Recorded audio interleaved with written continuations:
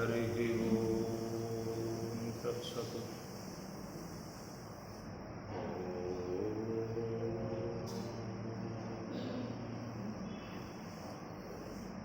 वसुदेवसुतं देवं कंसचाणूरमर्दनं देवकी परमानन्दं कृष्णं वन्दे जगद्गुरुं।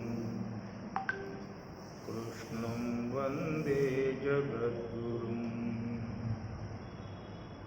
मङ्गलं भगवन् शम्भो मङ्गलं वृषभध्वज मङ्गलं पार्वतीनाद मङ्गलं भक्तवत्सल। ओंकारं बिन्दुसंयुक्तं नित्यं ध्यायन्ति योगिनः कामदं मोक्षदं तस्मात् ओंकाराय नमो नमः। ओंकाराय नमो नमः। सर्वमंगलमांगल्ये शिवे सर्वार्थसाधके शरण्ये त्र्यंबके गौरी नारायणि नमोस्तुते। नारायणि नमोस्तुते।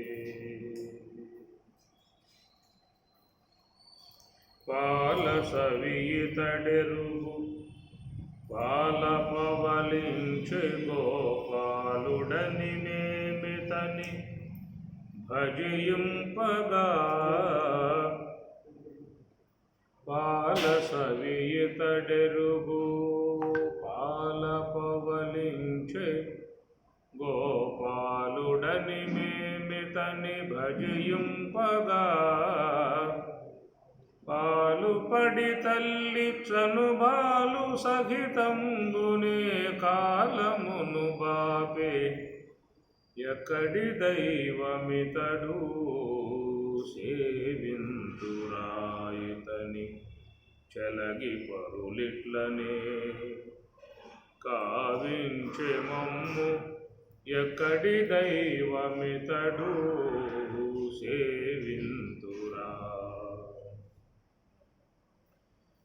పుట్టింపదానె మరి పురుషోత్తముడని మంచి పుట్టువసగిననుచు పూజింపగా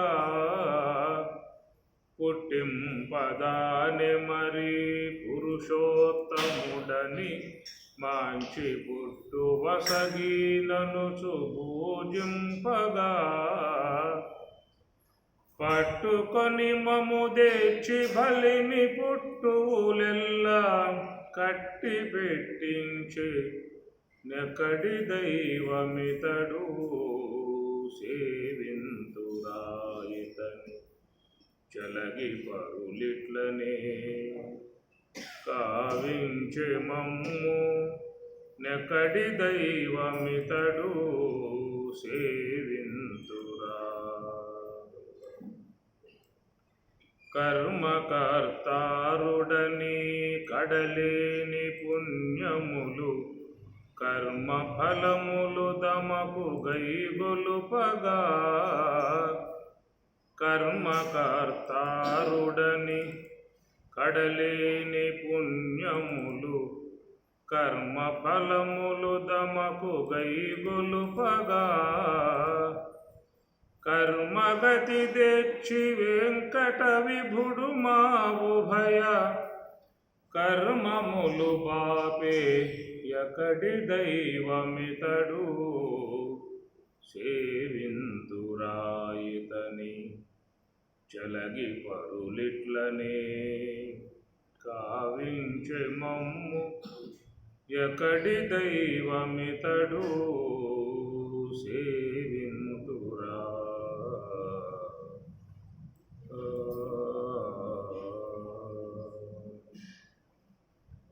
జన్మ కర్మ చ మే దివ్యం ఏవం యో వేత్తి తత్వతః త్యక్త్వా దేహం పునర్జన్మ నైతి మామేతి సోర్జున. పరిత్రాణాయ సాధూనాం వినాశాయ చ దుష్కృతాం ధర్మ సంస్థాపనార్థాయ సంభవామి యుగే యుగే. పరమాత్మ తన యొక్క అవతార ప్రయోజనాత్మకమై ఉన్నటువంటి యొక్క అంశాన్ని స్వామివారు చెప్తూ, నేను లోకంలోకి ఎందుకు వస్తున్నాను అనేటువంటి విషయముగా, పరిత్రాణాయ సాధూనా, మహాత్ముల్ని సాధువుల్ని కాపాడటం నా యొక్క కర్తవ్యమై ఉన్నది. వినాశాయ చ దుష్కృతాం, దుష్కార్యములు చేసేటువంటి వారిని తొలగింపజేయటము, ధర్మ సంస్థాపనార్థాయ, కనుక లోకంలో ధర్మమును స్థాపించడానికై ఈ లోకంలోకి నేను వస్తున్నాననేటువంటి విషయముగా అవతార సిద్ధాంతం యొక్క ప్రయోజనాత్మకమై ఉన్నటువంటి యొక్క అంశాన్ని మనకి శ్లోకాలలో స్వామివారు చెప్పినటువంటి విధానము. కనుక తాను రావటానికి గల విధానం ఏమిటంటే ఈ మూడు: సాధువులను రక్షించటము, దుష్టులను శిక్షించటము, ధర్మ సంస్థాపన చేయటము. కాబట్టి లోకంలో ధర్మమునకు హాని గొలిపేటువంటి ప్రాణి ఏదైనా ఉన్నదా అంటే అది ఒక మానవుడు మాత్రమే. మిగతా జీవులన్నీ కూడా అవి ధర్మం తప్పి ప్రవర్తిస్తున్నాయి అనే అవకాశాలు ఉన్నాయా? విశ్వంలో ఏ ప్రాణి అయినా, పశువులు కానీ, పక్షులు కానీ, ఇతర జీవులు కానీ ఇవి ధర్మం తప్పి ప్రవర్తిస్తున్నాయి అనుకునే అవకాశాలు ఉన్నాయి. కనుక వాటిల్లో ఒక ధార్మిక అంశము సృష్టిలోనే భగవంతుడు నియంత్రణ చేశాడు. ఏ జీవికి ఏ స్వభావం ఉండాలో, ఏ జీవి ఎలాంటి యొక్క ఆహార పదార్థాలను స్వీకరించాలో అనేటువంటి నియంత్రణ అయిపోయింది వాటికి. స్వతసిద్ధముగా సొంతంగా ఆలోచించేదేమి వాడికి లేవు, ప్రత్యేకంగా ఆలోచించేదేమి లేదు. ప్రకృతి పరంగా వచ్చినటువంటి యొక్క స్వభావాలు జీవించడమే, ప్రకృతి విధించినటువంటి యొక్క ఆహార పానీయాలు స్వీకరించడమే. నువ్వు ఎక్కడన్నా చూడు, అమెరికా, రష్యా, ఇంగ్లాండ్ 190 దేశాల దాకా ఉన్నాయని చెప్పాను కదా, అక్కడికి పోయి చూడండి. పశువులు అవే ఆహారం స్వీకరిస్తాయి, పులులు అవే ఆహారం స్వీకరిస్తాయి, పక్షులు అవే ఆహారం స్వీకరిస్తాయి. కనుక సృష్టి అంతా కూడా ఒక నిబద్ధత కలిగి ఉన్నటువంటి విధానం అన్నమాట. ఏమంటే ఇండియాలో మామిడి చెట్లన్నీ కూడా మామిడికాయలు కాస్తాయి, అమెరికాలో మామిడి చెట్లు చింతకాయలు కాస్తాయి. ఏమన్నా ఉందా? కాబట్టి ఏ దేశానికి పోయినా చెట్లకి ఇంకా చెప్పాల్సిన అవసరం లేదు. ఏమో సమ్మర్ వచ్చింది కదా, అన్ని చెట్లు పూత పూసి పిందులేస్తూ ఉన్నాయి, కాయలు కాస్తుంది. మన చెట్టు సాంత మానుకున్న పూత లేకుండా అని చెప్పాలి ఏమన్నా? ఏమన్నా మామిడి చెట్టుకి, మీ ముందున్న చెట్టుకి అవసరంలా. ఋతువు వచ్చిందంటే పూత పూస్తుంది, పిండేస్తుంది, కాయ కాస్తుంది, పండు అవుతుంది. మంచిగా రసాలు అన్ని రకాలు, ఎన్ని రకాలు బంగినపల్లి మామిడి పళ్ళు చెంత రకరకాల కాయలు స్వామి గారు ఇచ్చారు. పరమాత్మ కరుణ. కాబట్టి ఈ ప్రకారంగా ఋతుపురుషుని చేత సంయోగమును పొందినటువంటి యొక్క వృక్షములన్నీ గర్భము ధరిస్తాయి. ఏ ఏ కాలములో ఆ ఋతుపురుషునితో సంయోగాన్ని పొందుతాయో వృక్షములు అవన్నీ కూడా చిగురిస్తాయి, పుష్పిస్తాయి, ఆ ఫలములన్నీ కూడా ప్రసాదిస్తాయి. కాబట్టి ఋతుపురుషుడుగా ఉన్నటువంటి యొక్క సర్వేశ్వరుడే వాటికి పతిదేవుడు, అన్ని వృక్షాలకు పతి ఈశ్వరుడే. మమ యోనిర్ మహద్బ్రహ్మ తస్మిన్ గర్భం దదామ్యహం మమ యోని మహద్బ్రహ్మ. ఈ మహత్తుగా ఉన్నటువంటి యొక్క విశ్వం అనేటువంటి యొక్క ఆ ప్రకృతికి నేను గర్భం దదామి, గర్భమును ఉంచుతున్నాను అని చెప్పిన స్వామి చెప్తారు. ఆ ప్రకారముగా సమస్త జగత్తంతా కూడా పరమాత్మతో సంయోగాన్ని పొందే అవన్నీ కూడా ఫలవంతములుగా చక్కటి చిగురులతో, ఆకులతో, పచ్చగా పువ్వులతో విరాజమానముగా ఉండేటువంటి విధానం. కాబట్టి ప్రకృతి ఎప్పుడు కూడా ధర్మం తప్పేది లేదు. ఏమబ్బా ఈ సంవత్సరం వేసవికాలం సాయంత్రం రావడం మానేసిందే, అసలు శీతాకాలం రాలేంత వరకు మనకి అని చెప్పని అంటారు ఏమన్నా సంవత్సరం మొత్తంలో. అవసరంలా ఆ సమయం వచ్చేసిందా అని చెప్పనంటే రేపు ఫిబ్రవరి పోయి మార్చి వచ్చిందా అంటే సూర్య భగవానుడు ఇద్దరు మించే విధానం వచ్చేస్తుంది. ఆ తర్వాత జూలై దాటింది అని చెప్పినంటే మళ్ళా శీతాకాలం వర్షాకాల విధానాలు వచ్చేస్తాయి. ఇక నవంబర్ వచ్చేసిందంటే మన శీతాకాల విధానాలు వచ్చేస్తాయి. కనుక ప్రత్యేకంగా పరమాత్మ వాటి పిలిచి చెప్పాల్సిన అవసరం లేదు. సార్ నియంత్రణ చేసేసాడు. ఆ ఋతువులన్నీ కూడా ప్రకారంగా ప్రవర్తిస్తూ ఉన్నాయి. కనుక ఈ ప్రకారంగా చూస్తే విశ్వంలో అన్నీ కూడా ధర్మబద్ధముగా ప్రవర్తిస్తూ ఉన్నాయి. తమ తమ ధర్మాలు అవన్నీ కూడా పాటిస్తూ ఉన్నాయి. వృక్షములు కానీ, లతలు కానీ, అన్ని చెట్లు, అన్ని వృక్షాలు, ప్రకృతి అంతా కూడా పరమాత్మ ఆజ్ఞకు లోబడి ధర్మం తప్పిన విధానం లేదు కదా. చూడండి, ఈ భూమి తిరుగుతూ ఉన్నది. ఈ తిరిగేటువంటి యొక్క భూమికి పరమాత్మ ఎంత వేగాన్ని పెట్టాడో అంతే వేగముగా తిరగాలి. ఏమాత్రం ఒక సెకండు కాలం కనుక వేగం తగ్గించుకున్నదా, సెకండు కాలం వేగాన్ని పెంచుకున్నదా, పంచాంగాలు మొత్తం మారిపోతాయి, జ్యోతిష్ శాస్త్రం మొత్తం మారిపోతుంది. 100 సంవత్సరాల జ్యోతిష్ శాస్త్రం ఉంది చూడండి కావాలంటే, 100 సంవత్సరాల పంచాంగం. ఈ 100 సంవత్సరాలను ఉండగలిగితే చూసుకో కావాలంటే. ఆ 100వ సంవత్సరంలో మరి ఆ సూర్యగ్రహణం ఏ సందర్భంలో రాశాడో, ఎన్ని గంటలకు వచ్చేది రాశాడో, ఎన్ని గంటలకు పూర్తవుతుందో రాశాడో, ఎప్పుడు విముక్తి అవుతుందో రాశాడో కరెక్ట్గా నీకు తెలిసిపోతుంది. ఆ 100 ఏళ్ల పంచాంగంలో నువ్వు 100 ఏళ్ళు జీవించగలిగి చూసుకున్నట్లయితే. కారణం ఏంటి అంటే ఆయనకి దివ్యత్వం ఉండి రాశాడా ఆ జ్యోతిష్ శాస్త్రజ్ఞుడు. లెక్కపత్రంలో తేడా లేదు. ఎందుకు? సూర్యుడి యొక్క పరిభ్రమణం, భూమి యొక్క పరిభ్రమణం, దాంట్లో ఎలాంటి కించిత్తు కూడా అణుమాత్రం కూడా తేడా రావడానికి వీల్లేదు. ఒక్క కించిత్తు అణుమాత్రముగా తేడా వచ్చినా కానీ అసలు మొత్తం మారిపోయే పరిస్థితి. జ్యోతిష్ శాస్త్రం అంతా మారిపోతుందన్నమాట. మళ్ళీ రాసుకోవాల్సి వస్తుంది ఆ శాస్త్రాన్ని. ఒకసారి మహాత్ములు ఋషీశ్వరులు చూశారు, రాశారు, నిబద్ధత చేశారు, అయిపోయిందన్నమాట. అంతే. ఎందువల్ల? సూర్యుడిలో మార్పు లేదు, చంద్రుడిలో మార్పు లేదు, భూమిలో మార్పు లేదు. పరిభ్రమణంలో చక్కగా అన్నీ కూడా క్రమంగా జరుగుతున్నటువంటి విధానం అది. మరి ఆ యొక్క భూమి సూర్యుని చుట్టూ పరిభ్రమిస్తూ ఉన్నది. ఆ పరిభ్రమించే విధానంలో అలసటతో కసేపు కూర్చున్నాం, ఎక్కడ కూర్చుని పోదాం అని చెప్పిన ఉద్దేశం ఆగుతుంది ఏమన్నా. అక్కడ కూర్చునే అవకాశాలు లేవు, తిరగాల్సింది. ఆ భూమి చుట్టూ తిరిగి వచ్చేయాలి, కరెక్ట్గా వచ్చేయాలి అన్నమాట. సెకండ్లతో కూడా, నిమిషాలతో కూడా, లిప్త కాలాలతో కూడా కరెక్ట్గా ఆ భూమి రౌండ్ వేసే విధానంగా బయలుదేరినప్పుడు ఆ సమయానికి వచ్చే బోర్డర్ కల్లా కరెక్ట్గా ఒక్క రెప్పపాటు కాలం కూడా తేడా లేకుండా వచ్చేయాలి. వస్తుందా లేదా? వస్తుంది. అది శాసనం, ఈశ్వరుని యొక్క శాసనం అదనమాట. తన చుట్టూ తాను తిరగాలి రోజు. ఆత్మప్రదక్షిణం, నమస్కారం. తన చుట్టూ తాను రౌండ్ వేస్తూ ఉన్నానమాట. అట్లాగా తన చుట్టూ తాను ఒకసారి తిరిగిందా అంటే ఒక రోజు. అది ఎక్కడ ఉన్నాడు? సూర్యుడు అక్కడే ఉన్నాడు, సూర్యుడు అక్కడే ఉన్నాడు. ఈ భూమి తిరిగే విధానంలో అట్లా సూర్యునికి సుముఖంగా పోయిందనుకో, ఇప్పుడు మన పగలన్నమాట. ఆ భూమి కింద ఉన్నటువంటి వాళ్ళందరికీ రాత్రి. ఇప్పుడు అమెరికా వాళ్ళు నిద్రపోయే సమయం ఉంటుంది వాళ్ళకి. అమెరికా వాళ్ళు భోజనం చేసుకుని ఇక పక్కలు సర్దుకొని నిద్రపోతున్నారు వాళ్ళు. మళ్ళీ ఈ భూమి ఆ మధ్యాహ్నం సాయంత్రం అయి కనుక మళ్ళా మన కిందకు పోయిందంటే వారు పైకి వస్తారు సూర్యునికి. ఆ రావటం అంతా వాళ్ళకి పగలవుతుంది, మనకేమో రాత్రి అవుతుంది. సూర్యునికి ఆయన తిరగట్లా, ఆయన అక్కడే ఉన్నాడు. ఈ భూమి తిరిగే దాంట్లో సూర్యుడికి ముఖంగా పోయిందా అంటే మనకు పగలు, వెనక పోయిందా అంటే రాత్రి. వాళ్ళకేమో పగలు, మనకేమో రాత్రి. ఈ తిరిగే విధానం ఇట్లాగా వచ్చేట్లుగా పరమాత్మ ఏర్పాటు చేసిన విధానమా? దేశాలన్నీ పలుకుని ఏర్పాటు చేసుకున్నాయా? ప్రపంచ దేశాలు ఏమన్నా తిప్పుకుంటూ ఉన్నాయి, కూర్చొని ఏమన్నా?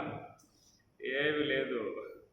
కాబట్టి అందుచేత 200 దాకా ఉన్నటువంటి దేశాలన్నిటినీ కూడా ఒక పూటలో దర్శించేవాడు సూర్యభగవానుడు. నువ్వు చూస్తావా? అమెరికా పోయి రావడానికే తిప్పలు పడతా ఉన్నావు, రోజంతా కూర్చోవాలి.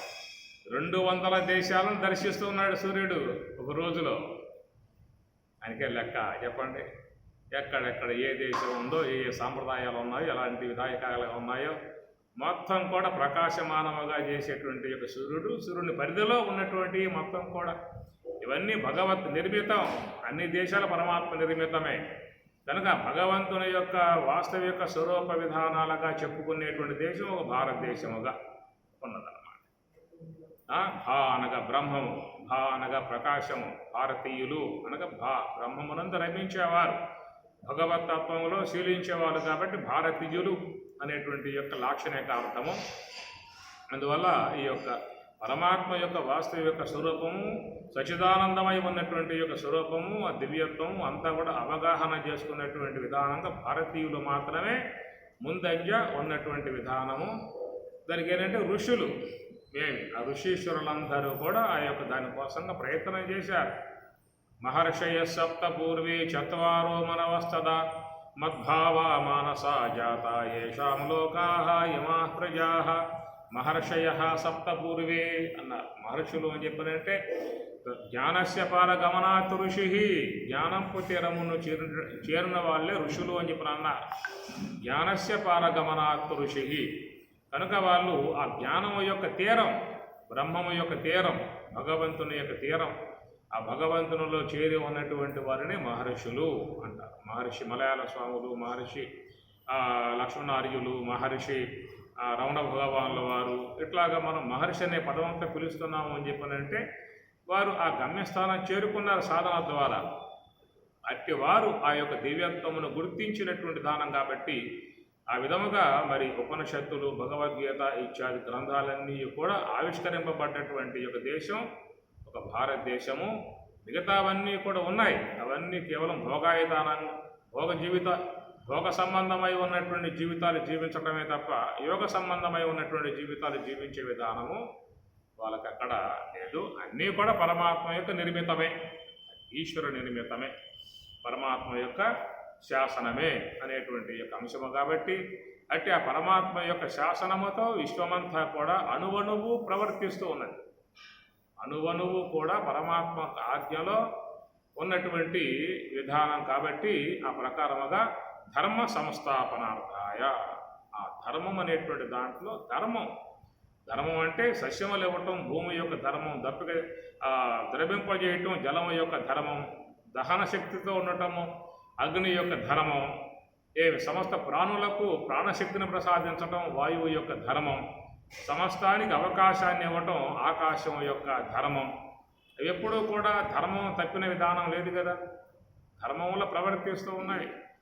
అట్లా సముద్రుడు కానీ, చంద్రుడు కానీ, సూర్యుడు కానీ మొత్తం కూడా వాటి ధర్మ ప్రవృత్తిలో నియంత్రణ కలిగి ప్రవర్తించే విధానం. ఈ విశ్వంలో 83,99,999 దేహాలు కలిగి ఉన్నటువంటి యొక్క జీవులు కూడా ఆ ధర్మబద్ధముగా పోతా ఉన్నాయి. ఏవి ధర్మాన్ని తప్పి ప్రవర్తించింది లేదు. ఏదైనా ధర్మం తప్పి ప్రవర్తించేటువంటి ప్రాణి ఉన్నదా అంటే వాడు ఒక్కడే నరమానవుడు.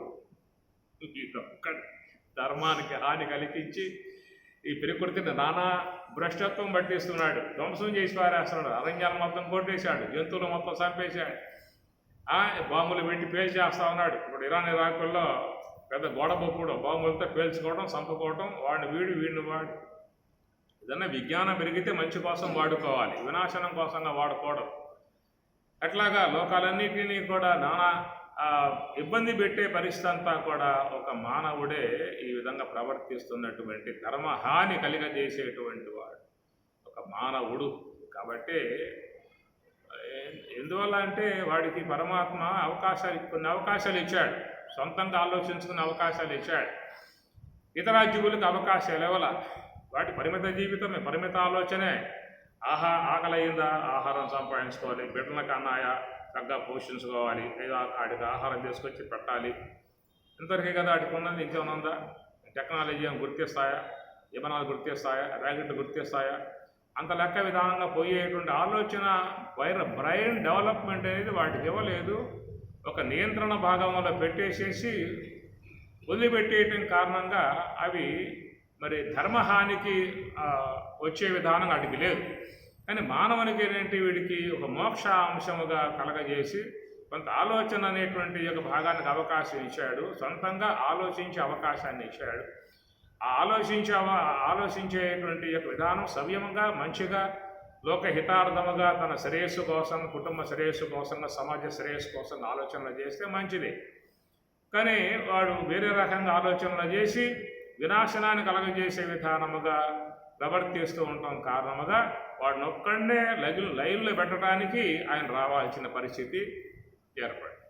చక్కగా వైకుంఠంలో, ఆ పాలసాగరంలో, ఏసీ రూముల్లో హాయిగా సంతోషంగా అమ్మవారి పాదాలు ఎత్తుతూ ఉంటే ప్రశాంతంగా ఉండాల్సింది పోయి ఈ గొడవ వల్ల వీడి కారణంగా ఆయన గారు అక్కడి నుంచి వచ్చి రామావతారం ధరించి నానా కష్టాలు పడి వాడిని సంహరించి అంత ఎందుకు వచ్చిన విధానం అని చెప్పనంటే మరి ఆ స్వామివారు వాడికి మానవుడికి సొంత బుద్ధి విధానంగా ఆలోచన అనేటువంటిది ఇచ్చాడు.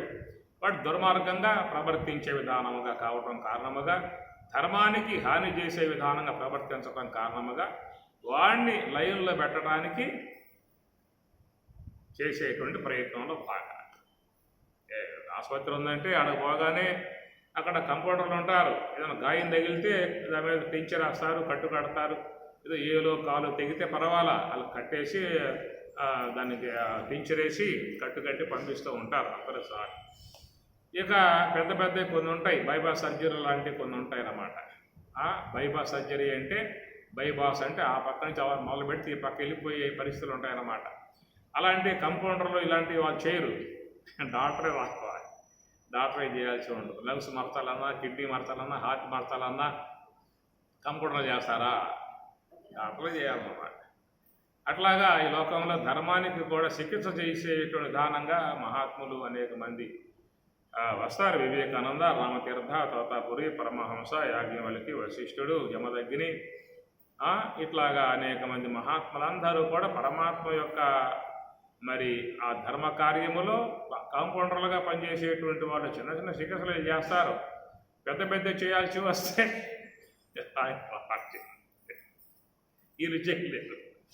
సాధు మహాత్ములు ఎవరితో పోరాటం చేస్తారని కత్తి పట్టుకుంటారు. వాళ్ళు ఏమన్నా చేసే అవకాశం లేదు. కాబట్టి ఏదన్నా మంచిగా సానుకూలంగా ఇది కాదురా ఎట్లారా, అట్లా కాదురా ఎట్లారా అని చెప్పి ఏదన్నా వాళ్ళు నడిపించే విధానమే తప్ప ఇక వ్యవహారంలో దిగాలని చెప్పారంటే ఆయన రావాల్సింది. అది ధర్మ సంస్థాపనార్థాయ ఆయన వచ్చేటువంటి విధానం. కాబట్టి ధర్మానికి హాని అనేటువంటి విధానం ఒక మానవ ప్రాణి కాడే జరుగుతున్నటువంటి విధానము. మరి ఈనాడు చూసినట్లయితే అధర్మాలు బాగా పెంచి పెరిగిపోయాయి. ఎక్కడ పడ్డా మరి రౌడీజము, తర్వాత దొండగతనము, ఎవరు కూడా నిర్భయంగా జీవించే పరిస్థితి లేకపోవటము అన్నీ ఏర్పడుతూ ఉన్నాయి. మరి ఇలాంటి సమయాల్లో కూడా ఆయన రావాల్సిన ఆవశ్యకత ఉన్నది. మరి ఆయన ఎప్పుడు వస్తాడో, ఇప్పుడు వస్తే మాత్రం మంచి ఛాన్స్ ఆయన కూడా. నేను అప్పుడప్పుడు ప్రార్థిస్తూ ఉంటా, ఏం పరమేశ్వర, ఆనాటి కాలంలో మీ తండ్రి గారిని యమదగ్నిని వాడు కార్తవీర్యార్జున కొడుకులు నిర్దాక్షిణ్యంగా వధించటం కారణముగా మరి ఆ యొక్క భర్త కోల్పోయిన దుఃఖముతో రేణుకా అమ్మగారు తన గుండెలు బాదుకుందట. పరశురాముని ముందే ఆ తల్లి ఎంతో రోదన చేస్తూ బాధపడుతూ గుండెలు బాదుకుందంట. అంత తన తల్లికి దుఃఖం కలగజేసినటువంటి యొక్క ఈ రాజ్యాంగ లోకం అంతటిని కూడా దుని ఆడతా అని చెప్పేసి అని కొట్టుపట్టాడు, శబదం పోనాడు పరశురాముడు. ఆయన బ్రాహ్మణుడుగా పుట్టినప్పటికి కూడా మరి ఆ యొక్క పౌరుషంతో ఊగిపోయాడు. మరి రాజ్యాంగ లోకం అంతటిని కూడా మా తల్లి యొక్క శోకముతో తన యొక్క గుండెలో బాదుకున్నదో మొత్తం లెక్కేసుకున్నాడు. ఎన్నిసార్లు బాదుకుందని చెప్పేసి అని, ఎన్నిసార్లు? 21 మారు లెక్కేశాడు. మొత్తం తల్లికి వెళ్ళినటువంటి వేదన బాధ చూశాడు. గుండెలో బాదుకుంది. భర్త పోయాడు కదా, యథార్థంగా సంహరించారు. ఆ కామధేను ఇవ్వకపోవటం కారణంగా ఆయన్ని వధించి ఆ కామధేను పట్టుకుపోయారు కార్తవీర్యార్జున కొడుకులందరూ కూడా. కాబట్టి ఆ ప్రకారము 21 తల్లి తన గుండెలు బాదుకోవడంతో 21 ఈ రాజ్యాంగ లోకంపై దాడి చేసి మొత్తం కూడా అక్షాత్రం చేస్తా అని చెప్పేసి అని పరశురాముడు తపస్సు చేసి పరమశివుని ద్వారా గండ్రగొడ్డలు పొందాడు. అది కూడా బంగారం. పరమశివుడు కూడా బంగారంతో చేసి తయారు చేసి ఇచ్చాడు గండ్రగొడ్డలు అన్నమాట. ఆయన భుజాన్ని వేసుకుంటే పరశురాముడే ఏర్పడింది.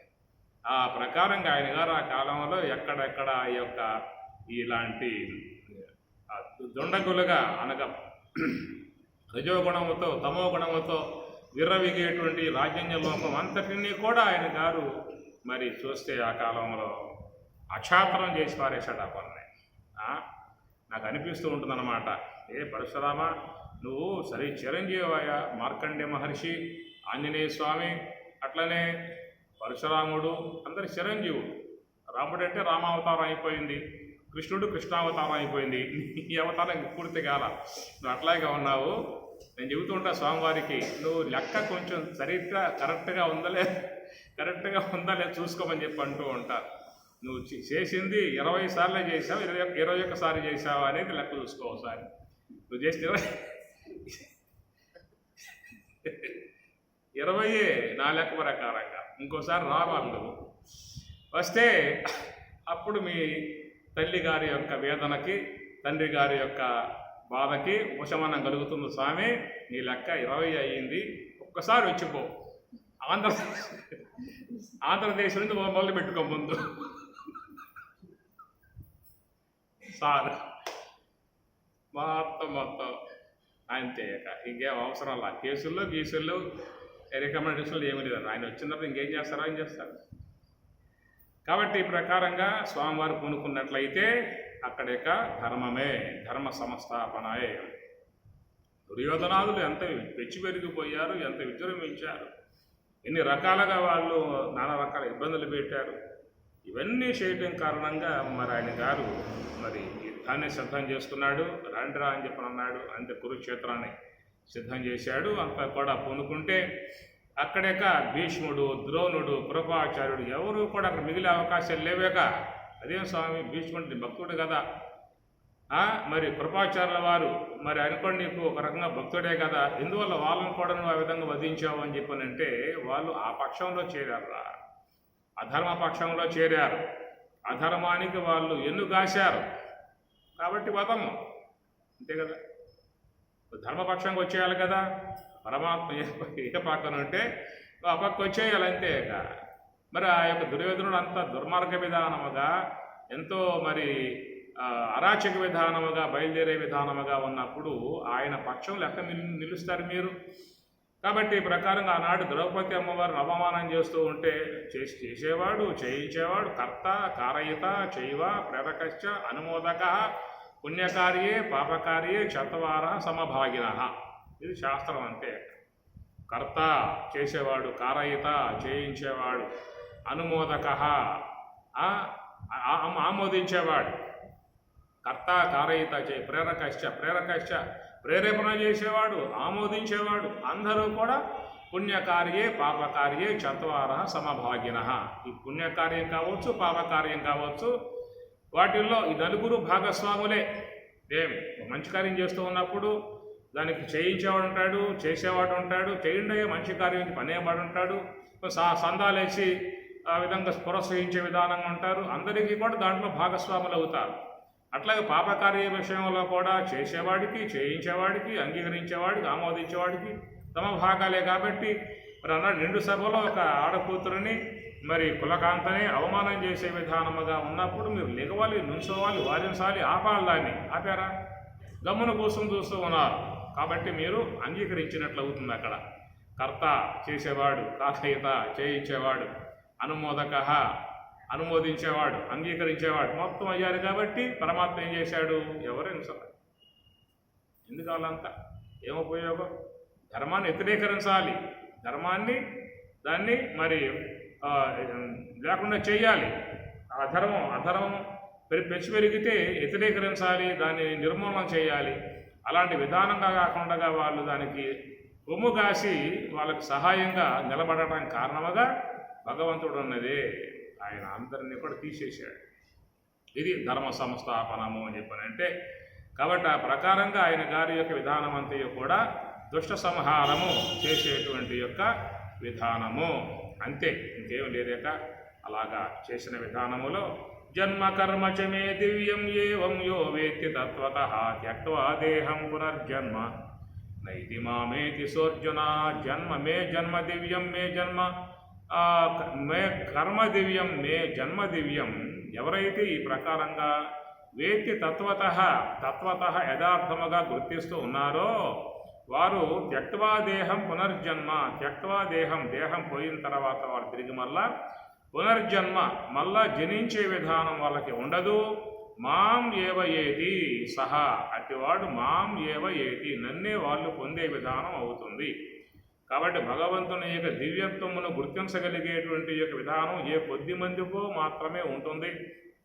మరి ఆ కాలంలో కృష్ణ పరమాత్మల వారి యొక్క జన్మ విధానాన్ని ఏ కొద్ది మంది గుర్తించారు.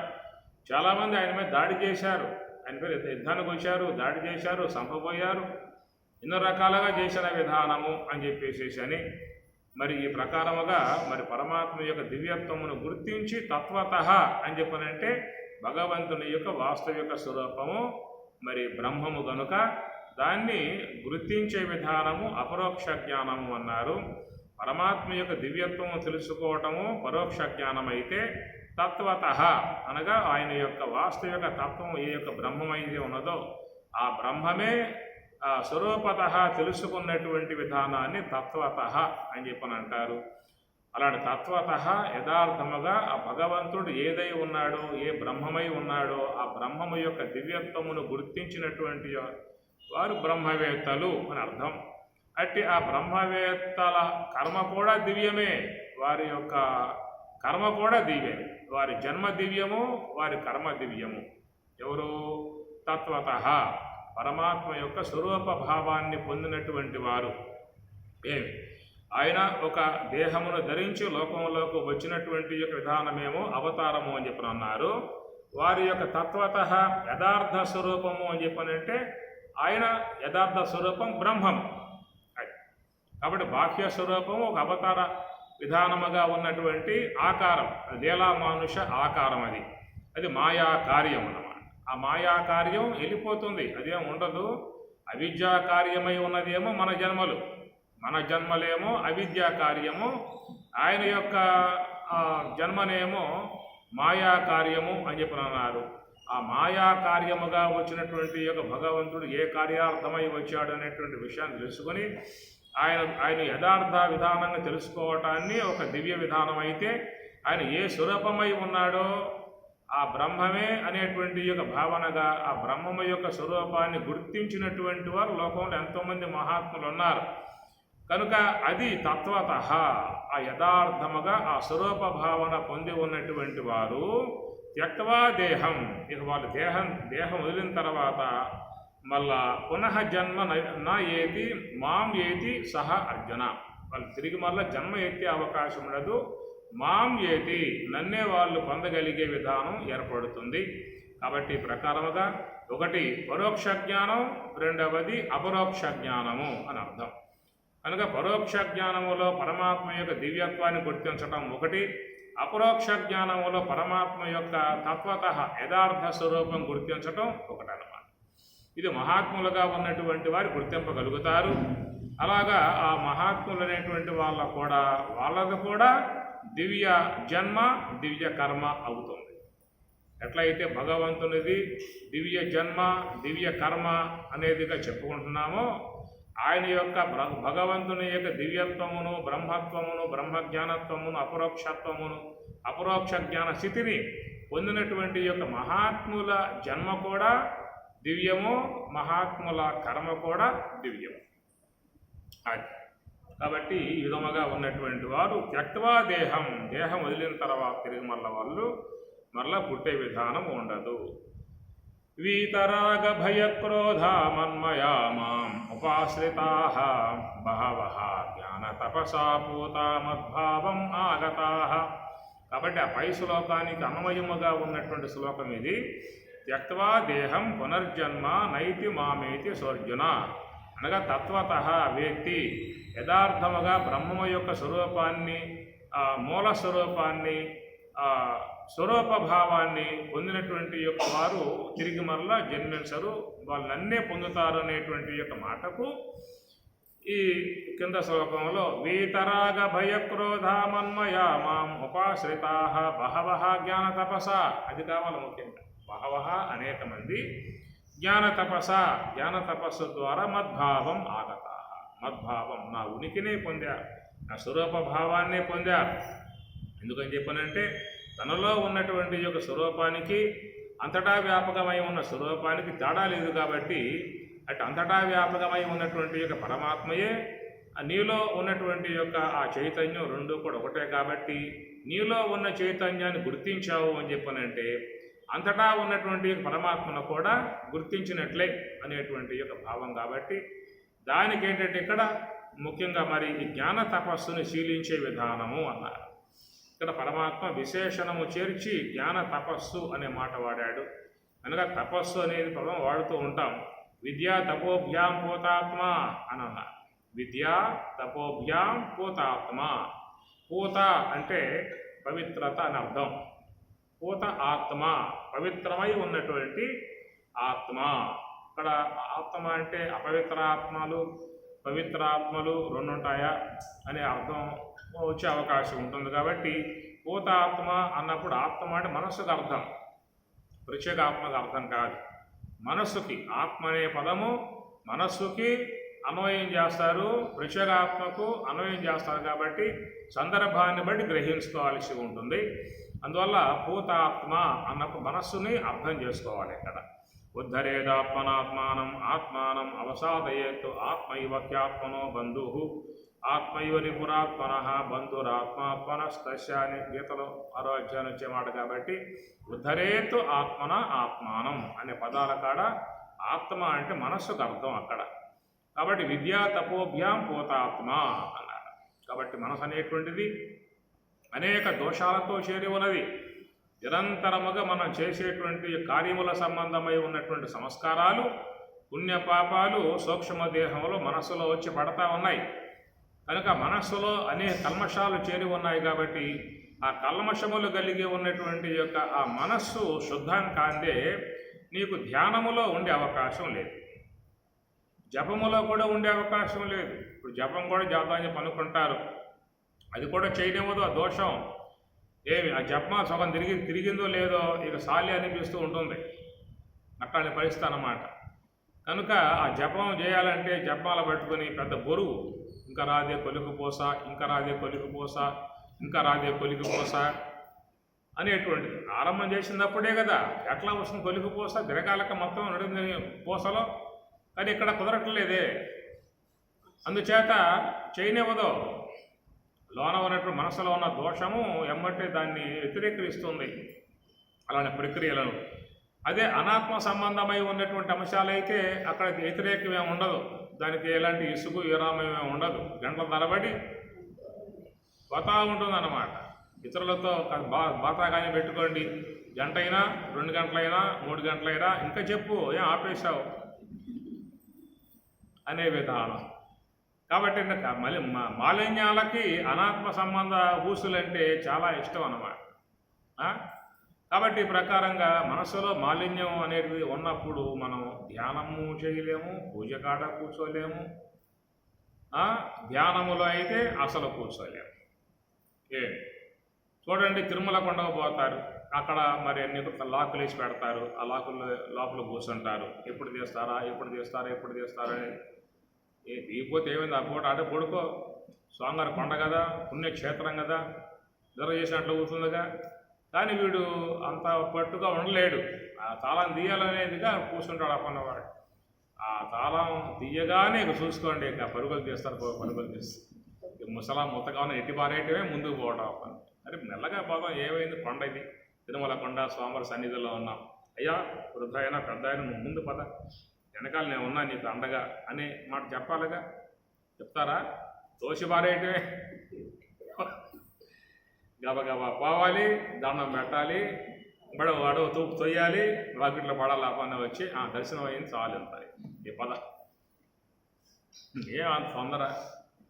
దేవుడి వద్దకు పోయినప్పుడు కాసేపు ఉండొచ్చుగా, నిదానంగా ప్రశాంతంగానే పోవచ్చుగా, ఆగి పోవచ్చుగా, నామం చేసుకుంటూ పోవచ్చుగా, భజన చేసుకుంటూ పోవచ్చుగా, జపం చేసుకుంటూ పోవచ్చుగా. ఒక పూట ఆలస్యం అయితే ఏమైంది, ఏం కంపలు మునిగిపోయాయి. బయటపడాలి, లోన్ ఊరుకుని రావట్లా. కల్మషాల మనస్సు ఊరుకోవట్లా ఇది. కాబట్టి కల్మషములుగా ఉన్న అంశాలైతే చక్కగా ప్రశాంతంగా కూర్చుంటుంది. అప్పుడే సినిమా అయిపోయిందా? అరే 3 గంటలు అయింది, ఇప్పటికి 3 గంటలు అయిందా? కారణం మనస్సు, కల్మషాలతో ఉన్న మనస్సు. కనుక ఆ కల్మషాలు అనేటువంటి ఉన్నప్పుడు ఆడ కూర్చొనివ్వదు. ఏదైనా గాలి సోకినటువంటి యొక్క వ్యక్తి గుళ్ళో కూర్చుంటాడా? కూర్చోడు. శ్మశానంలో కూర్చుంటాడు. ఆడు కూర్చుంటాడు శ్మశానంలో అయితే. గుళ్ళో కూర్చొనేవద్దు, అది లోపల ఉన్న గ్రహం పట్టినప్పుడు ఆ పుణ్యక్షేత్రాలకు పోనివ్వదు, గుళ్ళో కూర్చొనేవద్దు. అశుద్ధ క్షేత్రాలు అయితే ఆడు కూర్చొని ఇస్తుంది. ఈ ప్రకారంగా మనస్సులో చేరి ఉన్న కల్మషాలు పోవటానికి విద్యా తపోభ్యాం పోతాత్మ అని అన్నారు. విద్య తపస్సు రెండు కూడా వ్యాసాస్త్రంలో ముఖ్యంగా ఈ పదం వినపడతా ఉంటుంది. స్వామివారు కూడా మంచిగా ఈ పదాన్ని అందరికీ బోధిస్తూ ఉన్నారు. సందర్భాల కాలంలో విద్యా తపోభ్యాం పోతాత్మ అనేటువంటి ఒక మాట. విద్య ఉండాలి, తపస్సు ఉండాలి. విద్య అంటే ఇప్పుడు చెప్పుకునేటువంటి ఒక బ్రహ్మ విద్య, యోగ విద్య ఇవన్నీ కూడా అధ్యయనం చేసినట్లయితే మనస్సు కొంత కల్మషాల నుంచి బయటపడుతుంది. జ్ఞాన ప్రవాహ విమలాదిగంగా సాకాశకాహం నిజబోధ రూప. శంకరాచార్యుల వారి కాశీ పంచకం. జ్ఞాన ప్రవాహ విమలాదిగంగా, జ్ఞాన ప్రవాహం ఇది మహాత్ముల యొక్క వాక్కు ద్వారా వచ్చేటువంటి ఈ బ్రహ్మ విద్య, ఉపనిషత్తులు, భాగవత భారత ఇవన్నీ కూడా చూసినట్లయితే ఇది బ్రహ్మ విద్య కాబట్టి ఇది సమాధి భాష.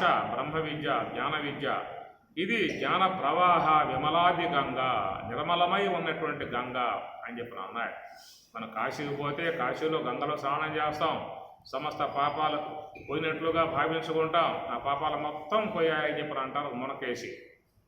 ఏమి ఆ పాపాలన్నీ కూడా గట్టిపోయి కూర్చుంటాయట. గండి స్వామి చెబుతారు తన గీతోపన్యాసాల్లో.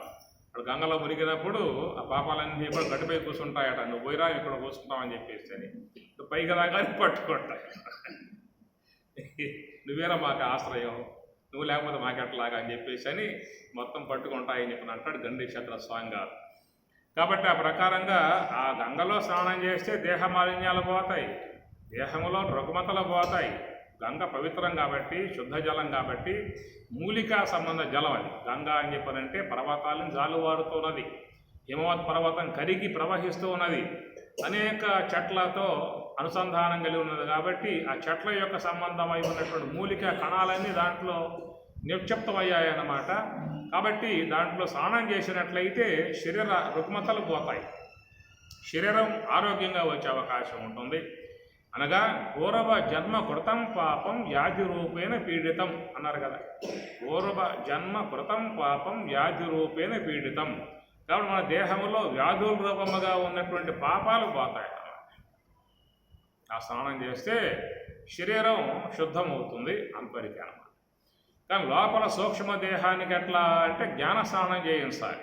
బ్రహ్మవేత్తల మహాత్ముల యొక్క జ్ఞాన బోధ అనేటువంటి జ్ఞాన స్నానం చేయించినట్లయితే మనసులో ఉన్నటువంటి పాపాలు పోయే విధానం ఉంటుంది. కాబట్టి అందువల్ల ఎప్పుడూ కూడా తత్వశాస్త్రాన్ని అధ్యయనం చేస్తూ ఉండు, బ్రహ్మ విద్యను అధ్యయనం చేస్తూ ఉండు, భగవద్గీతను మంచిగా అధ్యయనం చేస్తూ ఉండు, ధారణ చేస్తూ ఉండు.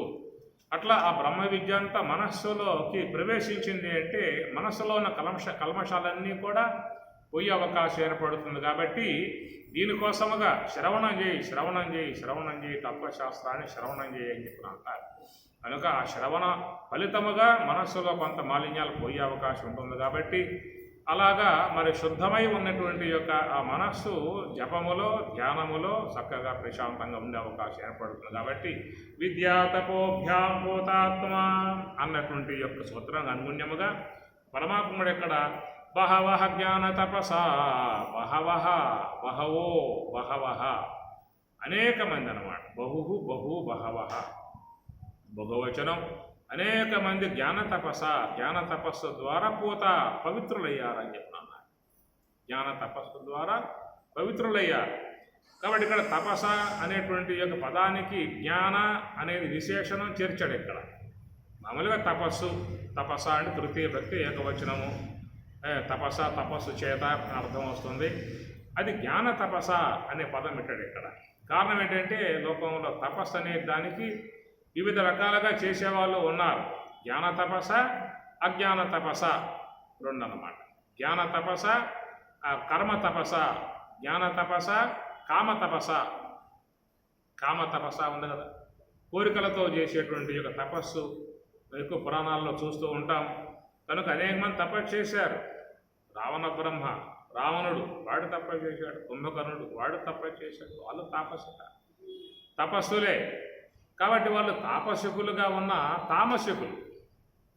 తామసికులై తపస్సు శీలించారు. కుంభకర్ణుడు ఇప్పుడు తపస్సులో కూర్చున్నాడు. మరి అందరూ కూడా భయపడిపోయారు. వాడి యొక్క కోరిక దారుణంగా ఉన్నది. బ్రహ్మ ప్రత్యక్షమైతే నిర్దయ దేహి అనేదిగా కోరుకునే ఉద్దేశం వాడికి ఉందన్నమాట. మహా ఆజానుభావుడు, మనిషి పెద్ద ఆకారం కదా.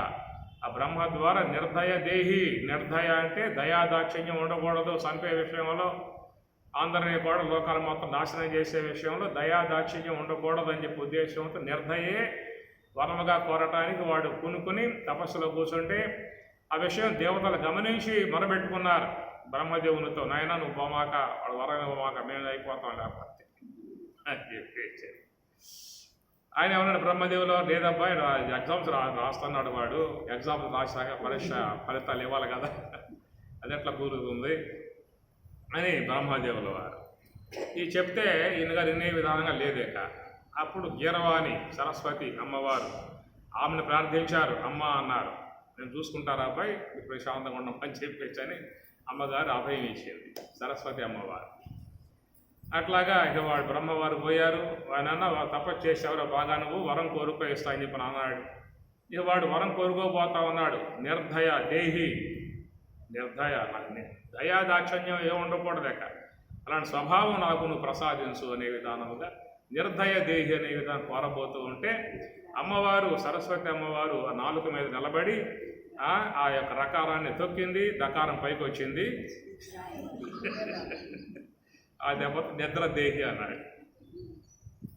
నిర్దయ రకారం పైన పెట్టాడు, దకారం కింద పెట్టాడు. అమ్మవారు ఏం చేసింది, రకారం తొక్కి పెట్టింది, ఆ పైన కిందకు పోయింది, దకారం పైకి వచ్చింది. నిద్ర దేహి, తదాసర అబ్బాయి పడుకో కమ్మగా, హాయిగా పడుకో, దాన్ని మించింది లేదు.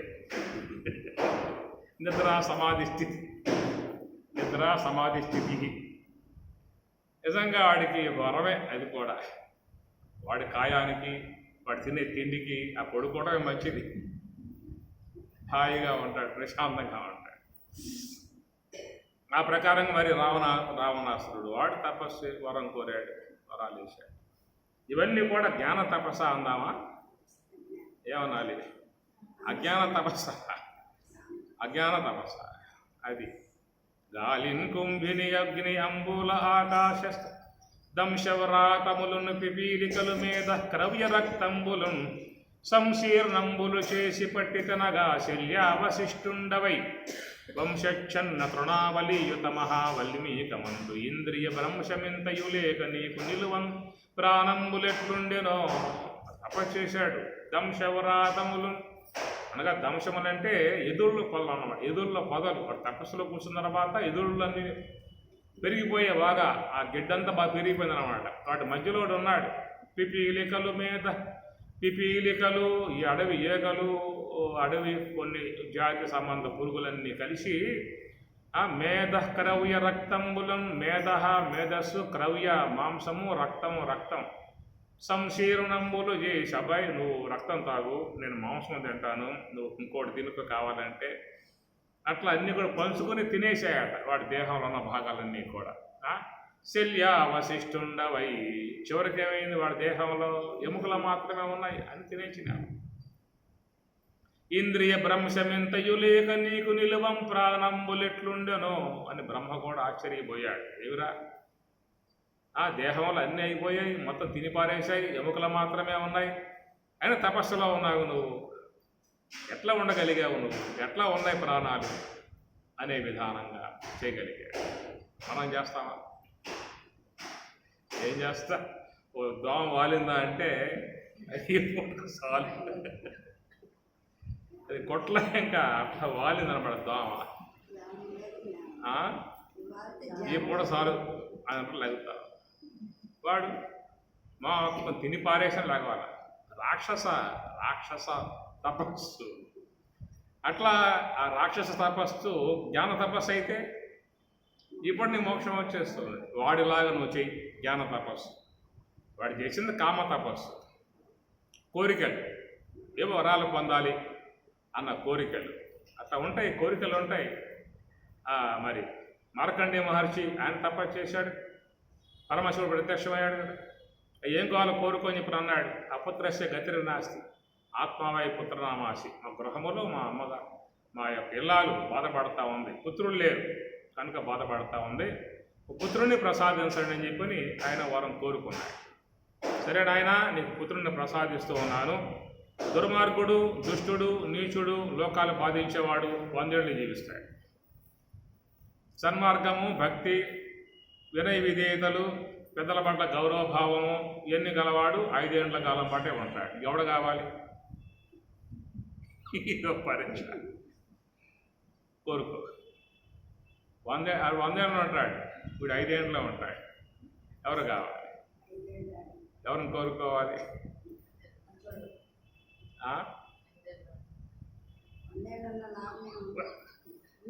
100 ఏళ్ళ స్వామి వడదులే ఈండే ఇవ్వండి 5 ఏళ్ళు ఉన్న కాలు ఆయన కోరుకోవటం, ఆ తర్వాత భక్తి భావంతో ఉండటం, నారద భగవాన్ వారికి నమస్కారం చేయటం, దీర్ఘాయుష్మాన్ భవ అని చెప్పని ఆశీర్వాదం చేయటం. ఆ మునీశ్వరుడు ఎట్లా స్వామి, ఆయన 5 ఏళ్ళు అన్నాడు, నువ్వు దీర్ఘాయుష్ అని చెప్పంటున్నా, ఎట్లా కుదిరే వ్యవహారం అని చెప్పానంటే, మహాత్ముల వాక్కు అమోఘం, దానికి తిరుగు లేదు. దీర్ఘాయుష్మాన్ భవ అంటే బ్రహ్మవేత్త కదా నారద భగవానుల వారు. ఆయన దేవర్షి, వశిష్ఠాదులు బ్రహ్మర్షులు, ఈ జనకాదులంతా కూడా రాజర్షులు, ఆయన దేవర్షి. కాబట్టి ఆ దేవర్షి యొక్క వాక్యం ఎట్లా మరి వ్యర్థమవుతుంది? ఆ చివరికి పరమశివుడే తన సంకల్పాన్ని మార్చుకొని మహాత్ముడు ఆశీర్వాదం చేశాడు కాబట్టి, అది తిరుగులేందిగా ఉంది కాబట్టి నా సంకల్పం మార్చుకుంటా అని చెప్పేసి అని ఈయన కూడా దీర్ఘాయుష్మాన్ భవ అని చెప్పాలి. చిరంజీవి అయ్యాడు కదా మార్కండేయ మహర్షి, చిరంజీవి. అందువల్ల అది కూడా కోరిక సంబంధమైన తపస్సే కాబట్టి కామ్యముగా చేసేటువంటి తపస్సులు ఆ కాలంలో చూస్తూ ఉన్నాం. పుత్రాపేక్షతో, ధనాపేక్షతో, ఐశ్వర్యాపేక్షతో, ఇతర వాటి అపేక్షలతో చేసే తపస్సులన్నీ కూడా కామ్య సంబంధముగా ఉండే తపస్సులు. ఒక బ్రహ్మము యొక్క అనుభవం కోసంగా బ్రాహ్మీ అనుభవాన్ని పొందే ఉద్దేశముతో చేసే తపస్సుని జ్ఞాన తపస్సు అవటం కారణముగా పరమాత్మ కూడా బహవహ జ్ఞాన తపస, ఈ తపస్సుని శీలించాలయ్యా, దానివల్ల నా స్వరూప భావాన్ని పొందే అవకాశం ఏర్పడుతుంది. మనస్సులో ఎలాంటి యొక్క వాంఛ లేకుండా, సర్వ సంకల్ప సన్యాసి ఎలాంటి యొక్క సంకల్పం లేకుండా మనస్సుని హంస యొక్క ఆశ్రయములో పెట్టి చేసేటువంటి యొక్క దానిని జ్ఞాన తపస్సు అని చెప్పని అన్నారు. అందువల్ల వేద రాగ భయక్రోధాహ, వీత అంటే వీడి ఉండుట, రాగ భయ క్రోధ ఈ 3 అన్నమాట. రాగం అనేది ఉన్న చోట ఏమవుతుంది? భయం ఉంటుంది. రాగం ఉన్న చోట భయం ఉంటుంది అన్నమాట. ఏమిటా రాగము అని చెప్పానంటే, ఈ విశ్వ పదార్థాల మీద ఉన్నటువంటి మక్కువ, మమకారం, విశ్వ పదార్థాల మీద ఉన్నటువంటి మమకారము. అందువల్ల మన మనస్సు లోపల ఎక్కువగా ముద్ర అయ్యేటువంటివన్నీ కూడా ఇవే. రాగముతో అయ్యే ముద్రలు, ద్వేషముతో అయ్యే ముద్రలు, క్రోధముతో అయ్యే ముద్రలు, మమకారముతో అయ్యే ముద్రలు, ప్రేమతో అయ్యే ముద్రలు, మోహముతో అయ్యే ముద్రలు ఎక్కువ మనస్సులో అయ్యే ఉన్నాయి. గుణములతో మిళితమై ఉన్నటువంటి యొక్క ముద్రలు అవి ధ్యానములో ప్రధానముగా అడ్డుపడుతూ ఉంటాయి అన్నమాట. మామూలుగా ఏంటంటే అనేకం చూస్తూ ఉంటాం, అనేకం తిలకిస్తూ ఉంటాం, అయ్యే ముద్రలు పడుతూ ఉంటాయి. అవి ఎక్కువగా బాధించే విధానం కాకుండా మనకి ఈ గుణములతో మిళితమై ఉన్నటువంటి ముద్రలు మనసు లోపల పడతాయి అన్నమాట. అవే ధ్యానములు ఎక్కువగా మన మనస్సుని వికలం చేస్తూ ఉంటాయి. అవి ఎక్కువ జ్ఞాపకం వస్తూ ఉంటాయి. ఒక వ్యక్తి మీద ద్వేషం ఉన్నది, కూర్చోగానే ఏమవుతుంది? వాడే జ్ఞాపకం వస్తుంది. అమ్మాయి అంటే మహాప్రేమ, ఎంతో పుత్ర వాత్సల్యం, ఒక అత్తగారింటికి పోయింది, ఏమంటే జ్ఞాపకం వస్తుంది కూర్చోగా ధ్యానంలో, ఆమె జ్ఞాపకం వస్తుంది. ఇందువల్ల మమకారం బాగా ఉంది కదా. అత్తగారింటికి పోయింది, ఎట్లా ఉందో ఎట్లా చూస్తున్నారు, అంటే ఏమన్నా మంచిగా చూసుకుంటలేదు, అట్లా మొత్తం వచ్చేస్తారు అన్నమాట. దానికి అమితమై ఉన్నటువంటి ద్వేషం ఉన్నా, మోహం ఉన్నా, రాగం ఉన్నా, ఇవన్నీ కూడా మనం విశ్వ పదార్థాల మీద అనవసరంగా పెంచుకుంటూ ఉన్నా మనస్సు లోపల ప్రింట్ వేసుకుంటూ ఉన్నాం. అవి ప్రింట్ పడుతూ ఉన్నాయి మనస్సు లోపల. అందుచేత వీత రాగ భయ క్రోధ, ఇక్కడ 3 చెప్పాడు, అన్నీ చెప్పుకోవాల్సిందే.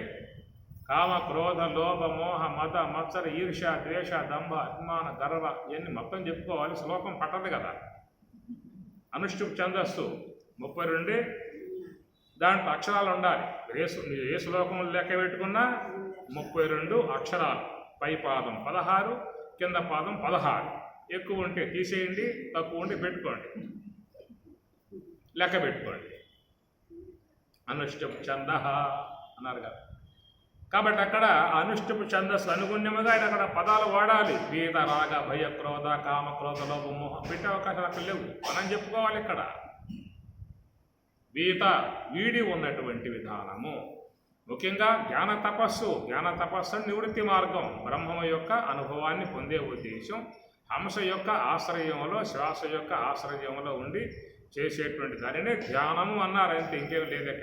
ధ్యానం నిర్విషయం మనః, స్కందోపనిషత్తు. ధ్యానం నిర్విషయం మనః, మనస్సు లోపల ఏ సంకల్పం ఉండకూడదనేది స్కందోపనిషత్తు. ధ్యానం నిర్విషయం మనః. దానికి పరమాత్మ కూడా సర్వసంకల్ప సన్యాసి. ఏ చెప్పినా ఒకటే. నిర్విషయం అన్న, సర్వసంకల్ప సన్యాసి అన్న అర్థం ఒకటే, పదాలు మార్పు. కనుక అది ధ్యానం అనే మాటగా వాడారు. మరి సంకల్పం లేకుండా మనస్సును ఉంచాలంటే ఎట్లా సాధ్యమవుతుంది? ఏదో ఒక ఆలంబనం కావాలి. ఆలంబనం కావాలిగా. ఏ ఆలంబనం మనకి లోపల ఉన్న ఏమిటో ఆలంబన లేక విషయముతో సంబంధం లేకుండా ఉన్న వస్తువు కావాలి. విషయముతో సంబంధం లేకుండా ఉన్నది కావాలి. ఇవన్నీ విషయాల సంబంధపడి ఉన్నాయి. శ్రోత్రేంద్రియం శబ్దానికి, నేత్రేంద్రియం దృశ్యానికి, జఠ్వేంద్ర రసానికి, దేంతో పెట్టినా ఎమ్మటి అక్కడ విషయాలు కూర్చుంటాయి అన్నమాట. అందువల్ల విషయముతో సంబంధం లేకుండా ఉన్న వస్తువు ఉందని చెప్పినట్టు శ్వాస. దానికి విషయం సంబంధం లేదు. విషయముతో సంబంధం లేకపోవటం గల కారణం ఏమిటి?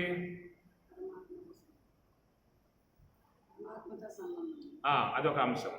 విషయముతో సంబంధం లేకుండా ఉండటమనే విషయం చూసినట్లయితే అది సాత్వికాంశముతో జనించాల. రజోగుణ అర్ధాంశముతో వచ్చిందనమాట. రజోగుణ అర్ధాంశముతో వచ్చింది కాబట్టి అది విషయగ్రాహ్యత్వం కలిగి ఉండదు. సాత్వికాంశముతో ఏర్పడ్డటువంటివి మాత్రమే విషయాలతో సంబంధం కలిగి ఉంటాయి. సాత్వికాంశముతో పుట్టి ఉన్నటువంటివి మాత్రమే విషయాలకు సంబంధపడి ఉంటాయి. రజోగుణ అర్ధభాగం కాబట్టి ప్రాణము దాని విషయములతో సంబంధం పడే అవకాశాలు లేవు. అయితే దేంతో సంబంధం అనే విషయం వచ్చినట్లయితే లోన ఉన్నటువంటి యొక్క ఆత్మతో సంబంధం కలిగి ఉన్నది అనేటువంటి యొక్క. దీనికి కూడా ప్రామాణికం మీకు ప్రశ్నోపనిషత్తులో 3వ ప్రశ్నలో ఆ యొక్క శిష్యుడు అడుగుతాడు, ఈ శ్వాస, ఈ ప్రాణం ఎక్కడి నుంచి పుట్టి వస్తుంది అనే ప్రశ్న వేస్తే పిప్పలాద భగవానుల వారు అంటాడు, ఈ యొక్క శ్వాస అనేది, ఈ ఊపిరి అనేటువంటిది, ప్రాణం అనేటువంటిది ఆత్మ నుండి పుట్టి వస్తుంది అనే పదం వాడతాడు ప్రశ్నోపనిషత్తు 3వ ప్రశ్నలో. కాబట్టి ఇది ప్రామాణికము. కాబట్టి ఆ ప్రకారముగా దీనికి సంబంధం ఏమిటని చెప్పిన విషయం చూసినట్లయితే ఆత్మతో సంబంధము, బ్రహ్మముతో సంబంధము. అందువల్ల బ్రహ్మముతో సంబంధం ఉన్నది కాబట్టి వాయువు త్వం ఏవ ప్రత్యక్షం బ్రహ్మాసి అనే మాట వాడాడు అక్కడ. ఆ బ్రహ్మముతో సంబంధం ఉంది కాబట్టి వాయువో ఓ వాయువ త్వం నీవు ప్రత్యక్షముగా కానవచ్చేటువంటి బ్రహ్మము. కాబట్టి ప్రత్యక్షముగా కానవచ్చేది ఆ బ్రహ్మము కాదు. శుద్ధ బ్రహ్మం ప్రత్యక్షం కానరాదు, అది అట్లా గోచరించదు. కానీ నీవు మాత్రం మా సన్నిధికి వచ్చావు, మా సమ్ముఖాన ఉన్నావు, మాకు చాలా దగ్గరగా ఉన్నావు, దర్శించుకోవటానికి, మనసుతో దర్శించుకోవటానికి అవకాశంగా ఉన్నావు. కాబట్టి నువ్వు బ్రహ్మము. అందువల్ల దీని పరబ్రహ్మ అన్నారు, దాని శుద్ధ బ్రహ్మము అన్నారు. కాబట్టి ఆ ప్రకారముగా మనసు అనేటువంటి వస్తువుని సంకల్పములు లేకుండా చేయాలి అనే దానికి ఆలంబనముగా పెట్టుకునేది ఇదొక్కటే. అందువల్ల దీనికి విషయాలతో సంబంధం లేదు. ఒకటి రెండవది బ్రహ్మముతో అనుసంధానం కలిగి ఉన్నదిగా చెప్తున్నారు కాబట్టి అలాంటి ఆ శ్వాసతో అనుసంధానం పెట్టుకున్నట్లయితే మనస్సులో ఉన్న మాలిన్యాలు పోయే అవకాశం ఉంటుంది. అంటున్నారా?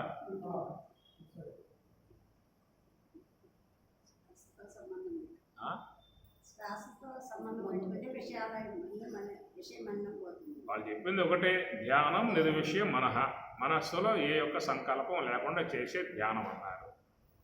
సర్వ సంకల్ప సన్యాసి యోగ ఆరూఢ స్వామి చెప్పిన మాట.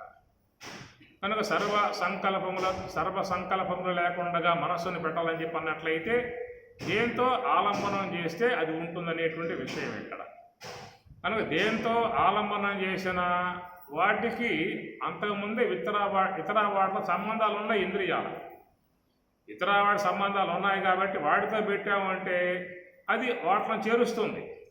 దానికి సంబంధం గల విషయాలని చేరుస్తాయి కాబట్టి ఏ విషయముతో సంబంధం లేకుండా ఉన్నది శ్వాస ఒక అంశము.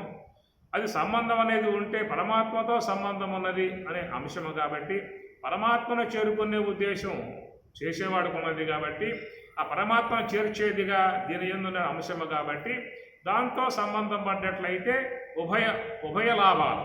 ఉభయ లాభాలంటే సంకల్పాలు వచ్చే అవకాశము లేదు. తాను పొందాలనుకున్న బ్రహ్మమును పొందే అవకాశం అక్కడ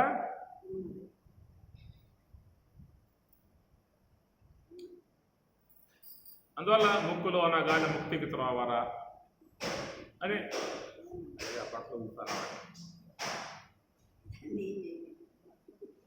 ఉతుకుడు ముందే ఉతుకుడే అనుకో. ఓ చెప్పు కాస్త ఆగమనాలి.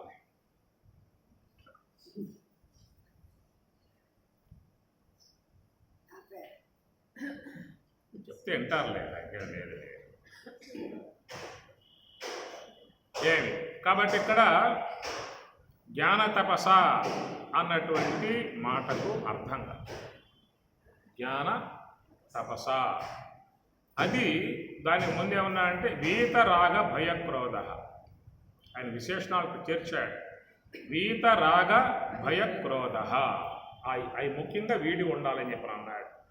అంటే నువ్వు జ్ఞాన తపస్సుని యోగ తపస్సుని శీలించాలి అని చెప్పి అన్నట్లయితే మరి ఈ మనస్సులో చేరి ఉన్నటువంటి ఈ గుణాలు మనల్ని అక్కడి నుంచి వైదొలిగింపజేసే విధానంగా చేస్తాయి. రెండవది ఈ గుణాలతో జీవించే విధానముగా ఉన్నటువంటి వాళ్ళ మనస్సు లోపల ప్రగాఢముగా ఆ గుణ సంబంధమై ఉన్న ముద్రలు ప్రింట్ అవుతాయి. ప్రింట్ అవ్వటం వల్ల నువ్వు చేసేటువంటి యొక్క సాధన అనేటువంటిది పొట్టుగా ఉండే అవకాశం లేదు అనేటువంటి జ్ఞాన తపస్సుకు అనుపుణ్యముగా ఉండే మార్గాన్ని బోధించే విధానంలో అక్కడ వీతరాగ భయక్రోధ అనేటువంటిది నువ్వు చేసేటువంటి యొక్క సాధనకు నువ్వు ప్రయాణం చేసేటువంటి యొక్క జ్ఞాన మార్గానికి నువ్వు ఈ యొక్క లక్ష్యాన్ని చేరుకోవాలని చెప్పి అనుకుంటున్నావో దానికి ఎలాంటి ఆటంకం లేకుండా ఉండేట్లుగా ఉన్నటువంటి యొక్క అంశముగా చెప్పేటువంటి మాట. రెండవది ఏంటంటే జీవితంలో ఉన్నటువంటి యొక్క వాస్తవం అది. ఎందుకంటే ఈ విశ్వమంతా కూడా పరమాత్మ యొక్క సొత్తు. ఈశావాసం ఇదం సర్వం. ఈ విశ్వంలో నాది అనేటువంటిదిగా చెప్పుకునే అవకాశం గల వస్తువు ఏది కూడా లేదు. మనం వస్తూ పట్టుకొచ్చింది లేదు, పోతూ పట్టుకుపోయే అవకాశాలు కూడా లేవు. ఏదైనా ఎంతవరకైనా ఉన్నంత కాలమే వాడుకునే అవకాశం తప్ప అవి ఎవరు కూడా మరి వాట్లను మమకార భావాలు పెంచుకోవడం వల్ల దుఃఖపడుతూ పోవాల్సిన పరిస్థితి తప్ప సంతోషంగా పోయే అవకాశాలు లేవు. దుఃఖపడుతూ పోవాల్సి వస్తుంది. అయ్యో వదిలిపెట్టిపోతున్నానే అని చెప్పనే మాట. కనుక ఇంతకుముందు ఎంతోమంది వదిలిపెట్టిపోబట్టే కదా ఇక్కడ ఏమున్నాయి నీ కోసం ఈనాడు. అందరూ పట్టుపోయినట్లయితే మనకంటే ముందు పోయిన వాళ్ళు తలా వస్తూ పట్టుకుపోయి ఉన్నట్లయితే ఈనాడు ఇక్కడేమి లేవు, వాడుకునే అవకాశాలు లేవు, మొత్తం ఖాళీ అయిపోయి ఉండేదన్నమాట. కాబట్టి వాళ్ళు పట్టుకుపోకుండా త్యాగభావనతో వదిలిపెట్టి పోయారు కాబట్టి మనకి వాడుకోవడానికి అవకాశాలుగా ఉన్నాయి అక్కడ. కాబట్టి వాళ్ళ మార్గమే నీ మార్గం కూడా తప్ప నీ ప్రత్యేకంగా అంటే ఏం ఉండదు. పోయిన వాళ్ళు ఏం పట్టుకోపోలేదు, నేను అంతే అనే భావన ఉన్నప్పుడు రాగభావాన్ని పెంచుకునే అవకాశాలు ఉండవు. పెట్టుకున్నావా ఏడుస్తూ పోవాల్సి వస్తుంది, తీసేసుకున్నావా సంతోషంగా పోవాల్సి పోయే విధానం వస్తుంది. పోవాల్సింది మాత్రం అది ఉన్నటువంటి విధానమే. పరమాత్మ యొక్క టికెట్లు ఎప్పుడు కూడా కన్ఫర్మ్ టికెట్లు తప్ప వెయిటింగులు ఆర్ఎస్సీలు పరమాత్మ ఇవ్వకుండా అందరికీ కూడా కన్ఫర్మ్ టికెట్లే. ఎప్పుడు పోతా ఉన్న విషయం చెప్పడు ముందు, చెప్తే బాధపడే పరిస్థితి వస్తుంది. పోవటం ఖాయం అన్న విషయం మాత్రం తెలుసు అందరికీ. ఏ పూట పోతావరని చెప్పి అడిగితే మాత్రం స్వామి నాకు చెప్పలేదా ఆ విషయాన్ని అనే మాట తప్ప ఇంకొకటి లేదు. పోవటం మాత్రం అది శిలాశాసనము, అది ఈశ్వర శాసనము. అందుచేత ఈ విశ్వంలోకి మనం ఎందుకు వచ్చామో, దేనికోసం వచ్చామో, ఏం చేసుకుని వచ్చామో, ఏం చేసుకుంటే జీవిత పరమార్థం సిద్ధిస్తుందో, పరమాత్మ చెప్పేటువంటి యొక్క మోక్షం ప్రాప్తిస్తుందో, జ్ఞాన మార్గంలో చక్క ప్రయాణ విధానం ఏర్పడుతుందో, అలాంటి విషయాల మీద కొంత దృష్టి పెట్టి విచారణ చేసుకోవాల్సి ఉంటుంది. అనవసరంగా ఈ రాగభావాలు పెంచుకొని, ఆ రాగభావాలకు తర్వాత ద్వేషభావాలు పెంచుకొని, ఆ ద్వేషభావాలకు క్రోధభావాలు పెంచుకొని ఈ కొట్లాడటము తిట్లాడటం ఏ కొంత ఇంకా రాగం పెంచుకుంటే భయం ఏర్పడుతుంది. ఆ భయంతో క్రోధం వస్తుంది. ఆ క్రోధావేశాలతో అనేకటువంటి యొక్క వ్యవహారాలలో మునిగిపోవడం అవుతుంది. ఉన్న సమయం అంతా పాడైపోతుంది. ఈ ఆధ్యాత్మికత ఉండదు. అది ఈ శ్లోకంలో ఉన్నటువంటి యొక్క అంశాలు చూసినట్లయితే వేత రాగ భయ క్రోధ అనే మాట వాడతారు. ముందు రాగం తీసేసామనుకో ఈ భయం పోతుంది. ఈ రాగం పోయిందా అంటే భయం పోతుంది. సాధువు గారు తన పత్ని సమేతముగా మహానుభావుడు పర్యటన చేస్తూ ఉన్నాడు. ఒక ఇంట్లో వాళ్ళకి ఆతిథ్యం ఏదో ఇచ్చారన్నమాట. ఆతిథ్యం ఇస్తే ఏదో భోంచేశారు. బయలుదేరబోయే ముందు ఆ ఇంటి ఇల్లాలు గురుమాత కాబట్టి ఆమె గారికి ఒక మంచి ఆభరణం ఒకటి ప్రసాదించింది. అమ్మ నువ్వు ఉంచుకోమ్మ ఆభరణాన్ని, ఎప్పుడైనా పెట్టుకుంటూ ఉండు అని చెప్పనిస్తే కాదంటారు. ఏమన్నా అమ్మగారు కదా, ఆభరణం అంటే ఇష్టం కదా, సరే తీసి పెట్టుకుందాం. అట్లా ఇద్దరు ప్రయాణం అయిపోతూ ఉండగా మరి ఒక ఎడారిలో పోవాల్సి వచ్చింది, అరణ్య మార్గంలో పోవాల్సి వచ్చింది. అక్కడ ప్రయాణం చేస్తూ ఉంటే అమ్మగారు భయము భయము భయము భయము అని చెప్పాను. ఎందుకే భయం, ఎప్పుడు నా మాట అనలేదు నువ్వు భయం అని చెప్పని అని అడిగాడు. భయంగా ఉంది, భయం ఉందని చెప్పాడు. ఆ మూట తీయమని చెప్పని అన్నాడు. ఆ మూట ఎప్పితే లోపల ఒక ఆభరణం ఉంది. దాన్ని తీసుకొని దూరంగా పారేశాడు ఆ పని. ఇప్పుడు చెప్పన్నాడు ఇంకా భయం లేదు ఇంకా భయం ఇంకా పద అని చెప్పాను అన్నది ఆ పని. కాబట్టి ఈ ప్రకారంగా ఎప్పుడైతే మనం పెట్టుకున్నామో భయం ఏర్పడుతుంది. రాగం పెట్టుకున్నాం కదా, ఆ రాగం ఉండటం వల్ల భయం, ఎవరు వస్తారేమో, తీసుకుపోతారేమో. కాపలా కూర్చోవాలి.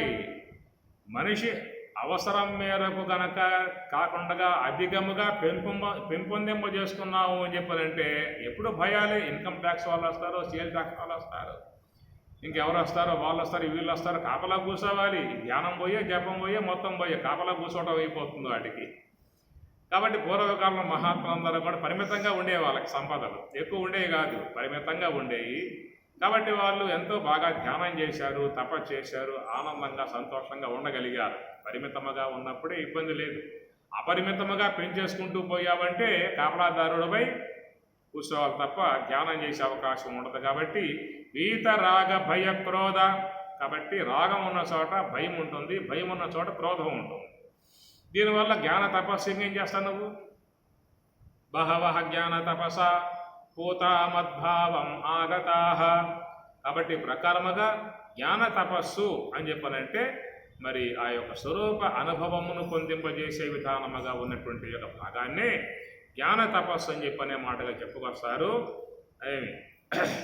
ఏ యథా మాం ప్రపద్యంతే తాం తథా ఏవ భజామ్యహం మమ వర్త్మా అనువర్తంతే మనుష్యాః పార్థ సర్వశః. ఏ యథా మాం ప్రతి శ్లోకం కూడా చాలా అర్థవంతముగా ఉన్నటువంటి శ్లోకాలే. టైం చాలదు కాబట్టి ముందుకు వెళ్ళిపోతున్నాం అనుకోండి. ఒక్కొక్క శ్లోకం తీసుకుంటే అసంఖ్యాకముగా అర్థం దానికి వస్తూ పరమాత్మ యొక్క వాక్కులు కదా, సామాన్యుల యొక్క వాక్కులకి ఎంత అర్థాలు తీస్తూ ఉంటాం. భగవంతుని యొక్క నోటి ఏమిటి వచ్చినటువంటి ఆ శ్రీముఖము నుండి జాలువారినటువంటి యొక్క శ్లోకాలలో కూడా ఎంతో గొప్ప భావాలు ఉంటాయి. ఇవి మనం కొంచెం తీరుబాటుకు కూర్చుంటే ఇంకా విశేషం బాగా వచ్చే అవకాశం ఉంటుంది. ఏ యథా మాం ప్రపద్యంతే తాం తథా ఏవ భజామ్యహం మమ వర్త్మా అనువర్తంతే మనుష్యాః పార్థ సర్వశః. ఎవరు యథా ఏ ప్రకారముగా మాము నన్ను ప్రపద్యంతే ఆశ్రయిస్తూ ఉన్నారో తాన్ వారిని తథా ఏవ ఆ ప్రకారముగానే భజామి అహం నేను వారిని పొందుతూ ఉన్నాను, అనుగ్రహిస్తూ ఉన్నాను. మమ వర్తమ అనువర్తంతే మనుష్యాః పార్థ సర్వశః మనుష్యాః మానవులందరూ కూడా సర్వశః అన్ని విధముల మమ వర్తమ అనువర్తంతే. మమ వర్తమ అంటే మార్గం, నా మార్గంలోనే అందరూ కూడా నడుస్తూ ఉన్నారు. ఇది ఈ శ్లోకంలో ఉన్నటువంటి యొక్క సామాన్య అంశం అన్నమాట. దీంట్లో భక్తిపరముగా చెప్పే అంశము ఉంటుంది, జ్ఞానపరంగా చెప్పే అంశం ఉంటుంది. భక్తిపరంగా చెప్పుకున్నట్లయితే యథామా ప్రపద్యంతే తాం తథా ఏవ భజామ్యహం. ఎవరెవరు ఏ ప్రకారముగా ఏ దేవత ఆకారాన్ని పూజ చేస్తూ ఉన్నారో, ఏ దేవతను ఆరాధించేవారుగా ఉన్నప్పటికీ కూడా వారు నన్ను ఆరాధించినట్లే అవుతుంది. కనుక అందరూ కూడా నన్ను ఆరాధించేటువంటి వారుగానే ఉన్నారు. సాధారణంగా ఈ యొక్క అర్థమే మీకు అన్ని గీతలలో కూడా ఉన్నటువంటి యొక్క అర్థం మీరు చూస్తే మనకు మహాత్ములు చాలామంది గీతకు అర్థాలు రాశారు. అన్ని గీతలలో కూడా మీకు సాధారణంగా కనపడేటువంటి యొక్క అర్థం ఇదే, అంతేనమ్మా, ఇదే ఉంటుంది.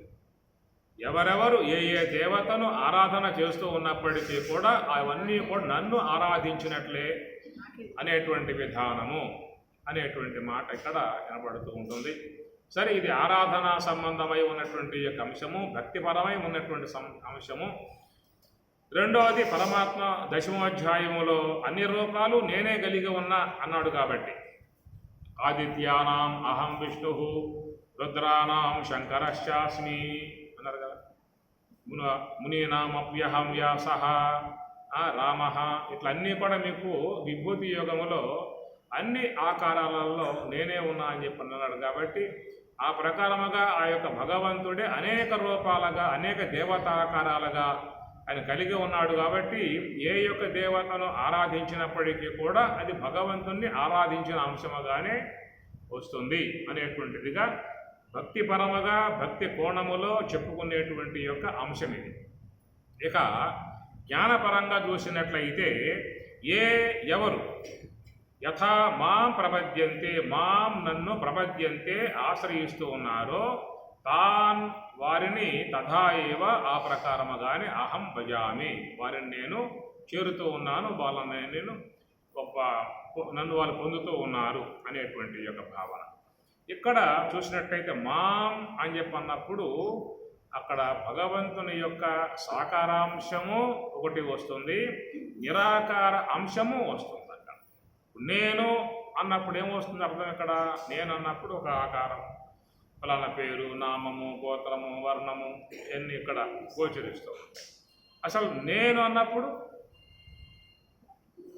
జ్ఞానపరంగా చూస్తే నేను అన్నప్పుడు అహం, నేను అన్నప్పుడు సత్త, ఆత్మ, బ్రహ్మం. వాక్యముగా చూస్తేనేమో ఒక ఆకారం కలిగే విధానం. అది స్వరూపతః చూస్తే నేననగా బ్రహ్మము అని. ఇక్కడ భగవంతుడు కూడా మాం అంటే నన్ను అన్నప్పుడు ఆయన యొక్క దివ్యమంగళ విగ్రహము, కృష్ణుని యొక్క స్వరూపము ఇవన్నీ కూడా మనకి సాకారాంశం గోచరిస్తుంది. ఇది భక్తిపరమై ఉన్నటువంటి యొక్క అంశం. కానీ పరమాత్మ భగవద్గీతలో నేను అనేటువంటి యొక్క మాటకు బ్రహ్మము అన్నాడు. అహం బ్రహ్మణ ప్రతిష్ఠ, అహం నేను బ్రహ్మణ బ్రహ్మము అన్నాడు. నేను దేహం కాదని చెప్పి అన్నాడు. అవ్యక్తం వ్యక్తిం ఆపన్నం మన్యంతే మాం అబుద్ధయ. అవ్యక్తం వ్యక్తిం ఆపన్నం, అవ్యక్తమై ఉన్నటువంటి యొక్క నన్ను ఒక వ్యక్తిగా వాళ్ళు ఆపదల గలవాడుగా భావిస్తూ ఉన్నారు. అబుద్ధయ అనగా సరైనటువంటి జ్ఞానం లేని కారణంగా నన్ను ఒక దేహంగా భావించుకుంటూ ఉన్నారు. నేను సమస్త లోకాలకి అధినాయకుణ్ణి, సమస్త జీవులకు ప్రభువుని. ఇది ఆయన స్వామివారు చెప్పేటువంటి యొక్క అంశం భగవద్గీతలో. నేను దేహము అనేటువంటి మాట ఆయన చెప్పడం కాదు, నేను స్వరూపతః బ్రహ్మం, ఇది స్వామి చెప్పే మాట. కాబట్టి ఈ ప్రకారంగా జ్ఞానపరముగా ఉన్నటువంటి వాళ్ళు ఆ మాటే వాడతారు, అజ్ఞానముగా ఉన్నవాళ్ళు ఈ మాటే వాడతారు. నేను దేహమయ్యా, స్త్రీని పురుషుణ్ణి, ఇట్లాగా దేహ సంబంధ భావాలే వస్తాయి అజ్ఞానం యొక్క విధానం ఉన్నప్పుడు. అదే జ్ఞాన విధానంలో చూసినట్లయితే నేను దేహం కాదు, స్థూల దేహం కాదు, సూక్ష్మదేహం కాదు, కారణదేహం కాదు, మహాకారణం కాదు, నేను కేవలము త్రివిధ దేహాలకు, త్రిదేహాలకు, త్రివిధ అవస్థలకు, జీవత్రయానికి, దేహత్రయానికి, అవస్థాత్రయానికి విలక్షణమై ఉన్నటువంటి యొక్క ఆత్మస్వరూపమే నేననేటువంటిది జ్ఞానపరమై ఉన్నటువంటి యొక్క అంశము. కాబట్టి ఇక్కడ మాం అని చెప్పి అన్నప్పుడు ఆయన బ్రహ్మము అని అర్థం. మా అంటే నన్ను, నేను అంటే బ్రహ్మము. ఈ విధముగా ఉన్నటువంటి యొక్క నన్ను లోకములో మనుష్యాహ పార్థ సర్వశః, మనుష్యాహ అంటే మానవులందరూ అని అర్థం. మానవులందరూ నా వైపే తిరిగి ఉన్నారు. ఇక్కడ మనుష్యాహ అని బహువచనం వాడినప్పుడు దాంట్లో హిందువులు మాత్రమే ఉన్నారా?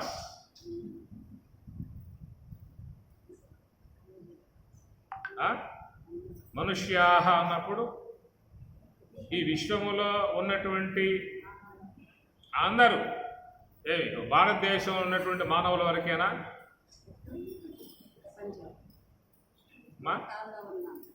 ఎన్ని దేశాలు అయితే ఉన్నాయో అన్ని దేశాలలో ఉన్న అందరికీ వర్తిస్తుంది మాట. మనుష్యాహ అని బహువచనం వాడటం కారణముగా.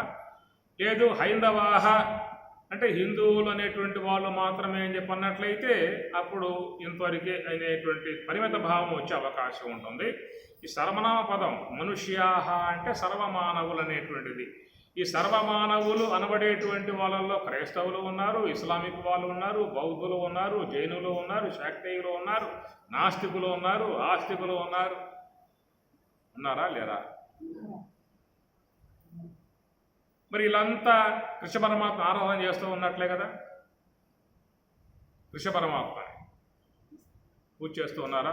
ఉదయం లేవగానే స్వామి విగ్రహాన్ని పెట్టుకొని పూలు పట్టుకొచ్చి దీపావళం చేసి కృష్ణాయ నమః, వాసుదేవాయ నమః, గోవిందాయ నమః, పురుషోత్తమాయ నమః వీటి లేదా చేస్తున్నారా? క్రైస్తవులు చేస్తూ ఉన్నారు, ఇస్లామిక్ వాళ్ళు చేస్తూ ఉన్నారు, బౌద్ధులు చేస్తూ ఉన్నారు అనుకోవచ్చా? ఏం మాట్లాడతారు? ఏంటంటే మనుష్యాహ పార్థ సర్వశః, సర్వశః అన్ని విధముల ఈ మానవులంతా కూడా మమవర్తమ నా మార్గంలో ఉన్నారు.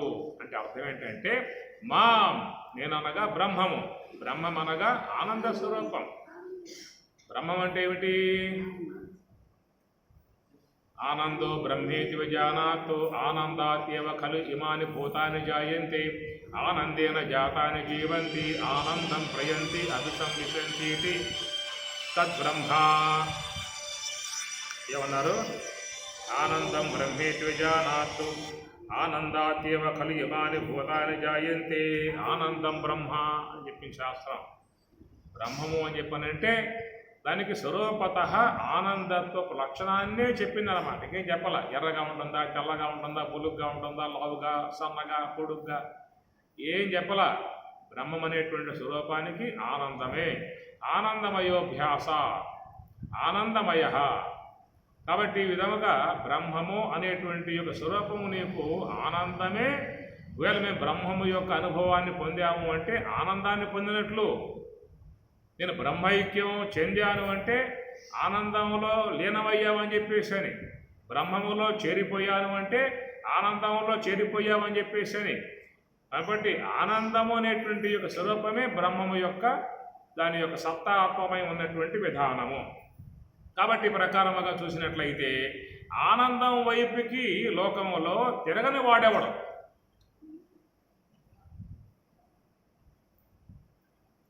క్రైస్తవులు మీకే ఆనందం కావాలంటాయా? ఆనందం అంటే మా దేవుడు, నీకు ఆనందం కావాలో చెప్పు, అయితే వద్దంటే మాకు దుఃఖం కావాలి అంటారు లేదా వాళ్ళు? ఇస్లామిక్ వాళ్ళు అయ్యా ఆనందం మా దేవుడు, అది బ్రహ్మం అంటారు. నీకు ఆనందం కావాలా దుఃఖం కావాలా? నీ బ్రహ్మం కాబట్టి ఆనందం మాకొద్దు అంటారు లేదా? అంటారా?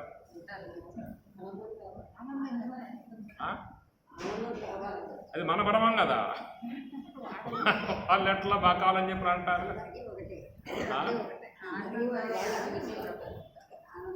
ఒకవేళ నువ్వు బ్రహ్మాన్ని కోరుకుంటున్నావా అంటే మాకు వద్దనవచ్చు, నువ్వు ఆనందాన్ని కోరుకుంటున్నావా అంటే మాకు కావాలని చెప్పనంట. ఆనందం స్వరూపత లక్షణం బ్రహ్మానికి. అందువల్ల సమస్త మానవాళి ఇక్కడ చెప్పింది మనుష్యాహ, మనుష్యాహ సర్వమానవులందరూ.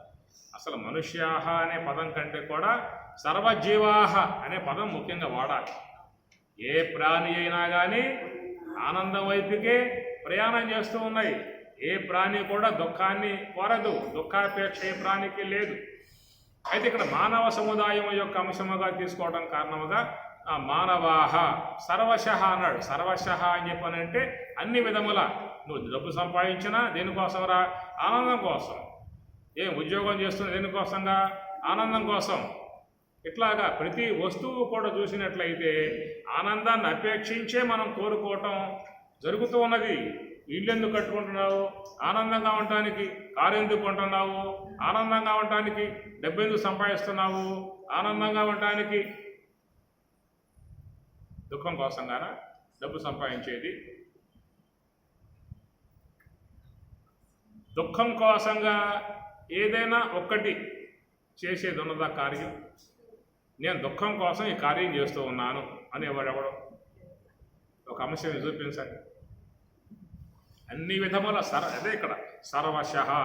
సర్వశః అంటే అన్ని విధముల. వాడు ఏ యొక్క రాజసిక సంబంధమై ఉన్న ప్రవృత్తి కావచ్చు, తామసిక సంబంధమై ఉన్న ప్రవృత్తి కావచ్చు, సాత్విక సంబంధమై ఉన్న ప్రవృత్తి కావచ్చు, ఏదై ఉన్నా కానీ వాడు ఆనందాన్ని ఉద్దేశించే ప్రయత్నం చేస్తూ ఉన్నాడు. అయితే ఆ క్రియల యొక్క సంబంధమై ఉన్నటువంటి యొక్క వాటిల్లో వచ్చే దోషాలు మన జన్మకి హేతు అవుతాయి. సాత్విక మార్గములో ఆనందాన్ని పొందే విధానం అయితే నిష్కంటకం, దోషరహితముగా పొందే అవకాశం ఉంటుంది. రాబోయే జన్మలకు దానివల్ల బాధ లేదు. తామసిక ప్రవృత్తి, రజోగుణ ప్రవృత్తితో కూడా లోకం ఆనందించే వాళ్ళు ఉన్నారు కదా. దుర్యోధనుడు వాడు దుష్ట ప్రవృత్తితో ప్రవర్తించి ఆనందిస్తూ ఉన్నాడు. అయితే ఆ ప్రవృత్తి సంబంధమై ఉన్నటువంటి యొక్క దోషం వాడిని బాధించే విధానం వస్తుంది. కానీ వాడు మాత్రం ఆనందం అనేది మాత్రం సర్వశః. సర్వశః రజోగుణాత్మకముగా పోయేవాడు కానీ, తామసికాత్మకముగా పోయేవాడు కానీ ఆనందం అపేక్షించేవాడు పోతూ ఉన్నాడు. అయితే అలాగా ఆ తామసికం విధానంగా ఆనందించే విధానము, రాసిక విధానముగా ఆనందించే విధానం మాత్రం అది అక్కడ ఆ క్రియలు దోషయుక్తమై ఉన్నాయి కాబట్టి దానివల్ల వచ్చేటువంటి ఫలితాలు తర్వాత అనుభవించాల్సి వస్తుంది వాడు. కానీ వ్యక్తి మాత్రం ఎట్లా ఉన్నాడని చెప్పానంటే ఆనందం వైపుకే తిరిగి ఉన్నాడు. మనుష్యాహ అని చెప్పానంటే ఏ దేశం అన్నబో, ఏ దేశం అన్నబో నీకేం కావాలరా జీవితంలో? ఆనందం కావాలి, హ్యాపీగా ఉండాలి, సంతోషంగా ఉండాలి. పదాలు మారతాయి అంతే. అక్కడ దుఃఖం కోరకూడదా? ఇది సర్వమానవులు లోకములో అందరూ కూడా భగవంతుని వైపుకే తిరిగి ఉన్నారు. భగవంతుని యందున్నటువంటి యొక్క లక్షణాన్ని పొందటానికే సర్వశః అన్ని ప్రయత్నాలు చేస్తూ ఉన్నారు. ఎవడు ఏ కార్యం చేసినప్పటికీ కూడా ఆనందాన్ని ఉద్దేశించే అవన్నీ కూడా జరుపుతూ ఉన్నాడు. అయితే ఆ ఆనందం అనేది బ్రహ్మము యొక్క స్వరూప లక్షణము అనే విషయం లోకంలో వ్యక్తికి తెలియదు. ఆనందాపేక్ష అనేది మాత్రం ఉందే తప్ప ఈ ఆనందం అనేది బ్రహ్మము యొక్క లక్షణము, అది బ్రహ్మస్వరూపము యొక్క లక్షణము, అది బ్రహ్మమునందు మాత్రమే ఉందనేటువంటి వివరణాత్మక అంశం వాడికి తెలియదు. వివరణాత్మక అంశం వాడికి తెలియదు. ఎందుకంటే ఏ పదార్థములో ఉండే గుణము ఆ పదార్థములో మాత్రమే ఉంటాయి. ఏ పదార్థం ఉండే గుణము ఆ పదార్థంలోనే ఉంటాయి. శబ్దాన్ని పొందాలంటే ఆకాశం నుంచే పొందాలి, స్పర్శ పొందాలంటే వాయువు నుండే పొందాలి, ఆ రూపం పొందాలంటే అగ్ని నుంచే పొందాలి, రసాన్ని పొందాలంటే అగ్ని నుంచే పొందాలా? ట్రై చేయండి, ఉందేమో లేదు చూడొచ్చుగా ఒకసారి. ఈ రసం అనేది అగ్నిలో ఉందా లేదా ట్రై చేస్తే పోతుంది కదా. కాస్త బాగా అట్లా కాల్చేసి నాలుగు మీద పెడితే తీయగా ఉందో, ఒగరగా ఉందో, పుల్లగా ఉందో, తీపిగా ఉందో అర్థమవుతుంది కదా, నిర్ధారితం అవుతుంది కదా, ప్రత్యక్ష అనుభవం అవుతుంది కదా. ఇంకే అవసరం లేక మళ్ళా చూసే అవకాశం ఉండవేక అదే లాస్ట్ అవుతుంది. అందుచేత రసాలు పొందాలంటే జలం ద్వారానే పొందాలి, గంధాన్ని పొందాలంటే పృథివీ ద్వారానే పొందాలి, ఆనందాన్ని పొందాలంటే బ్రహ్మము ద్వారానే పొందాలి.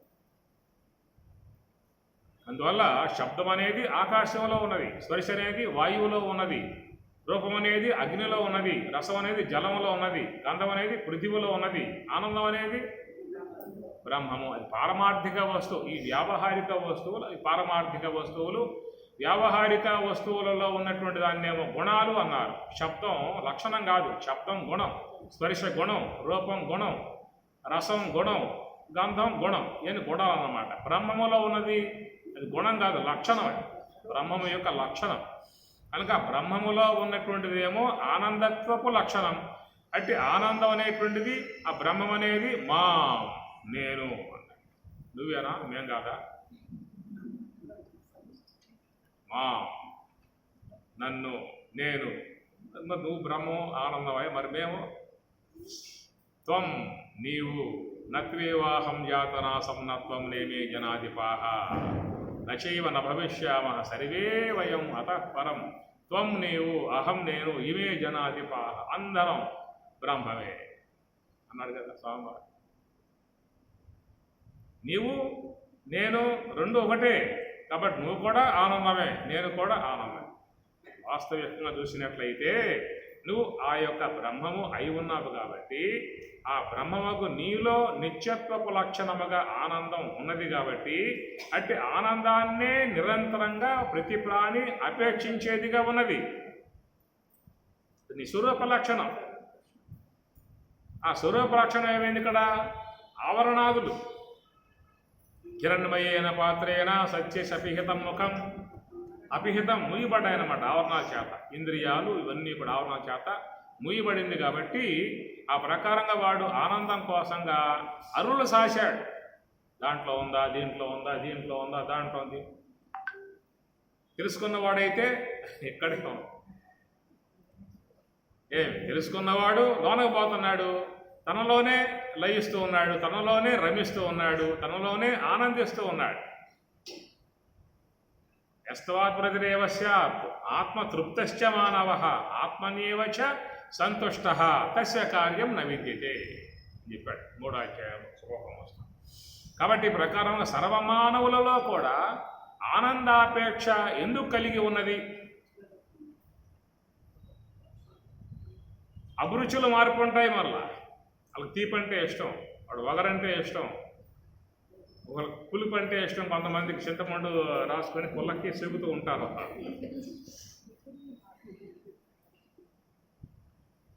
అభిరుచులు రకరకాలుగా ఉంటాయి అన్నమాట. ఎందువల్ల? సంస్కారములు వేరువేరుగా ఉన్నాయి కాబట్టి. ఎవరిలో ఉండే సంస్కారాలు ఉన్నదాన్ని బట్టి అభిరుచులు అనేటువంటి మారుతూ ఉంటాయి. అందువల్ల ఒక కుటుంబంలో 10 మంది ఉంటే 10 మంది అభిరుచులు వేరు, వ్యక్తిత్వములు వేరు, వాళ్ళ స్వభావాలు వేరు, వాళ్ళ ఆలోచనలు వేరు, వాళ్ళు పోయే మార్గాలు వేరు, వాళ్ళు కోరుకునేటువంటి యొక్క వస్తువులు వేరు, రకరకాలుగా ఉంటాయి. కారణం అంటే సంస్కారాన్ని అనుసరించి ఉండేటువంటివి కాబట్టి. కానీ అందరిలో కూడా ఉన్న అపేక్ష ఆనందం. దీనికి మార్పు లేదు. అందరిలో ఉన్న అపేక్ష ఆనందం. నేను ఆనందంగా ఉండాలి, నువ్వు ఆనందంగా ఉండు, అందరూ ఆనందంగా ఉండాలి. కారణం ఏంటంటే ఆనందం స్వరూప లక్షణం కాబట్టి అది లోన ఉన్నటువంటి స్వరూప లక్షణం అది నీకు ఎప్పుడూ కూడా అపేక్షనీయముగా ఉన్నది. నేను చూసే దాంట్లో ఆనందం కలగాలి, వినే దాంట్లో ఆనందం కలగాలి, తినే దాంట్లో ఆనందం కలగాలి. ఎందుకంటే నీవు ఆనంద స్వరూపుడివి. అలాంటి యొక్క విధానాన్ని సాధకుడు యోగి అంతర్ముఖుడై ప్రయాణం చేసి తన స్వరూపం యొక్క స్థితిని పొంది దాంట్లోనే ఆనందిస్తూ ఉన్నాడు. ఆనందీ భవతి, ఆనంద స్వరూపుడు అయిపోయాడు అన్నమాట. కాబట్టి ప్రకారముగా మమ వర్తమ అనువర్తంతి మనుష్యాః పార్థ సర్వశః. అన్ని రకాలుగా అన్ని వ్యవహారాలలో అన్ని అపేక్షలలో కూడా మానవుడు నన్నే నా వైపే తిరిగి ఉన్నాడు. మమ వర్తమ నా వైపే తిరిగి ఉన్నాడు, నా ఆనందం వైపుకే తిరిగి ఉన్నాడు, స్వరూప భావం వైపుకే తిరిగి ఉన్నాడు. కానీ తెలియని కారణంగా దాంట్లో ఉందేమో, దీంట్లో ఉందేమో, దాంట్లో ఉందేమో, దీంట్లో ఉందేమో, ఇది ఎత్తుకురాట వీడి. గురువు ఏమి చెప్పాడు? అరే దాంట్లో లేదు, దీంట్లో లేదు, నీలోనే ఉందరా. లోపలికి పోరా, ఈ గొడవ లేకుండా నీకు, ఈ బెడద లేకుండా లోపలికి పోతే ఆడే ఉంది కదా నీకు. అది తెలియక మానవుడు అనేక వస్తువులలో ఎతుకుతున్నటువంటి విధానం. కాబట్టి ఇక్కడ జ్ఞానపరంగా ఉన్నటువంటి యొక్క అంశముగా చూసినట్లయితే ఏ యథామాం ప్రపద్యంతే మనుష్య తథా ఏవ భజామ్యహం, ఎవరెవరు ఏ ప్రకారముగా పోయినా కానీ తథా ఏవ నేను ఆ ప్రకారముగానే వాళ్ళని చేరుతూ ఉన్నాను. నేను తింటే ఆనందం కలిగింది అన్నాడు, అది కూడా ఆయనే. నాకు వింటే ఆనందం కలిగింది, ఎట్లా వచ్చింది నీకు ఆనందం? వింటే ఆనందం వస్తుందా, తింటే ఆనందం వస్తుందా? ఆనందం వచ్చేట్లయితే నిద్రలో ఆనందం ఉండకూడదుగా. సుషుప్తి అవస్థలో ఏముంటుంది? అక్కడ సుషుప్తిలో ఏముంటుంది?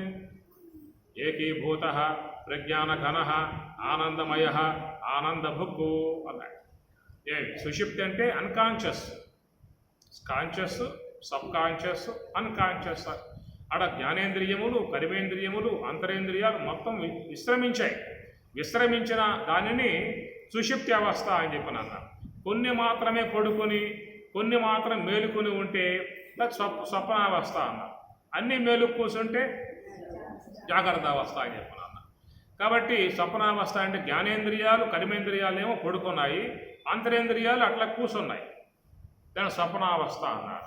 అంతరేంద్రియాలు కూడా పడుకున్నాయి అనుకో, సుషుప్తి.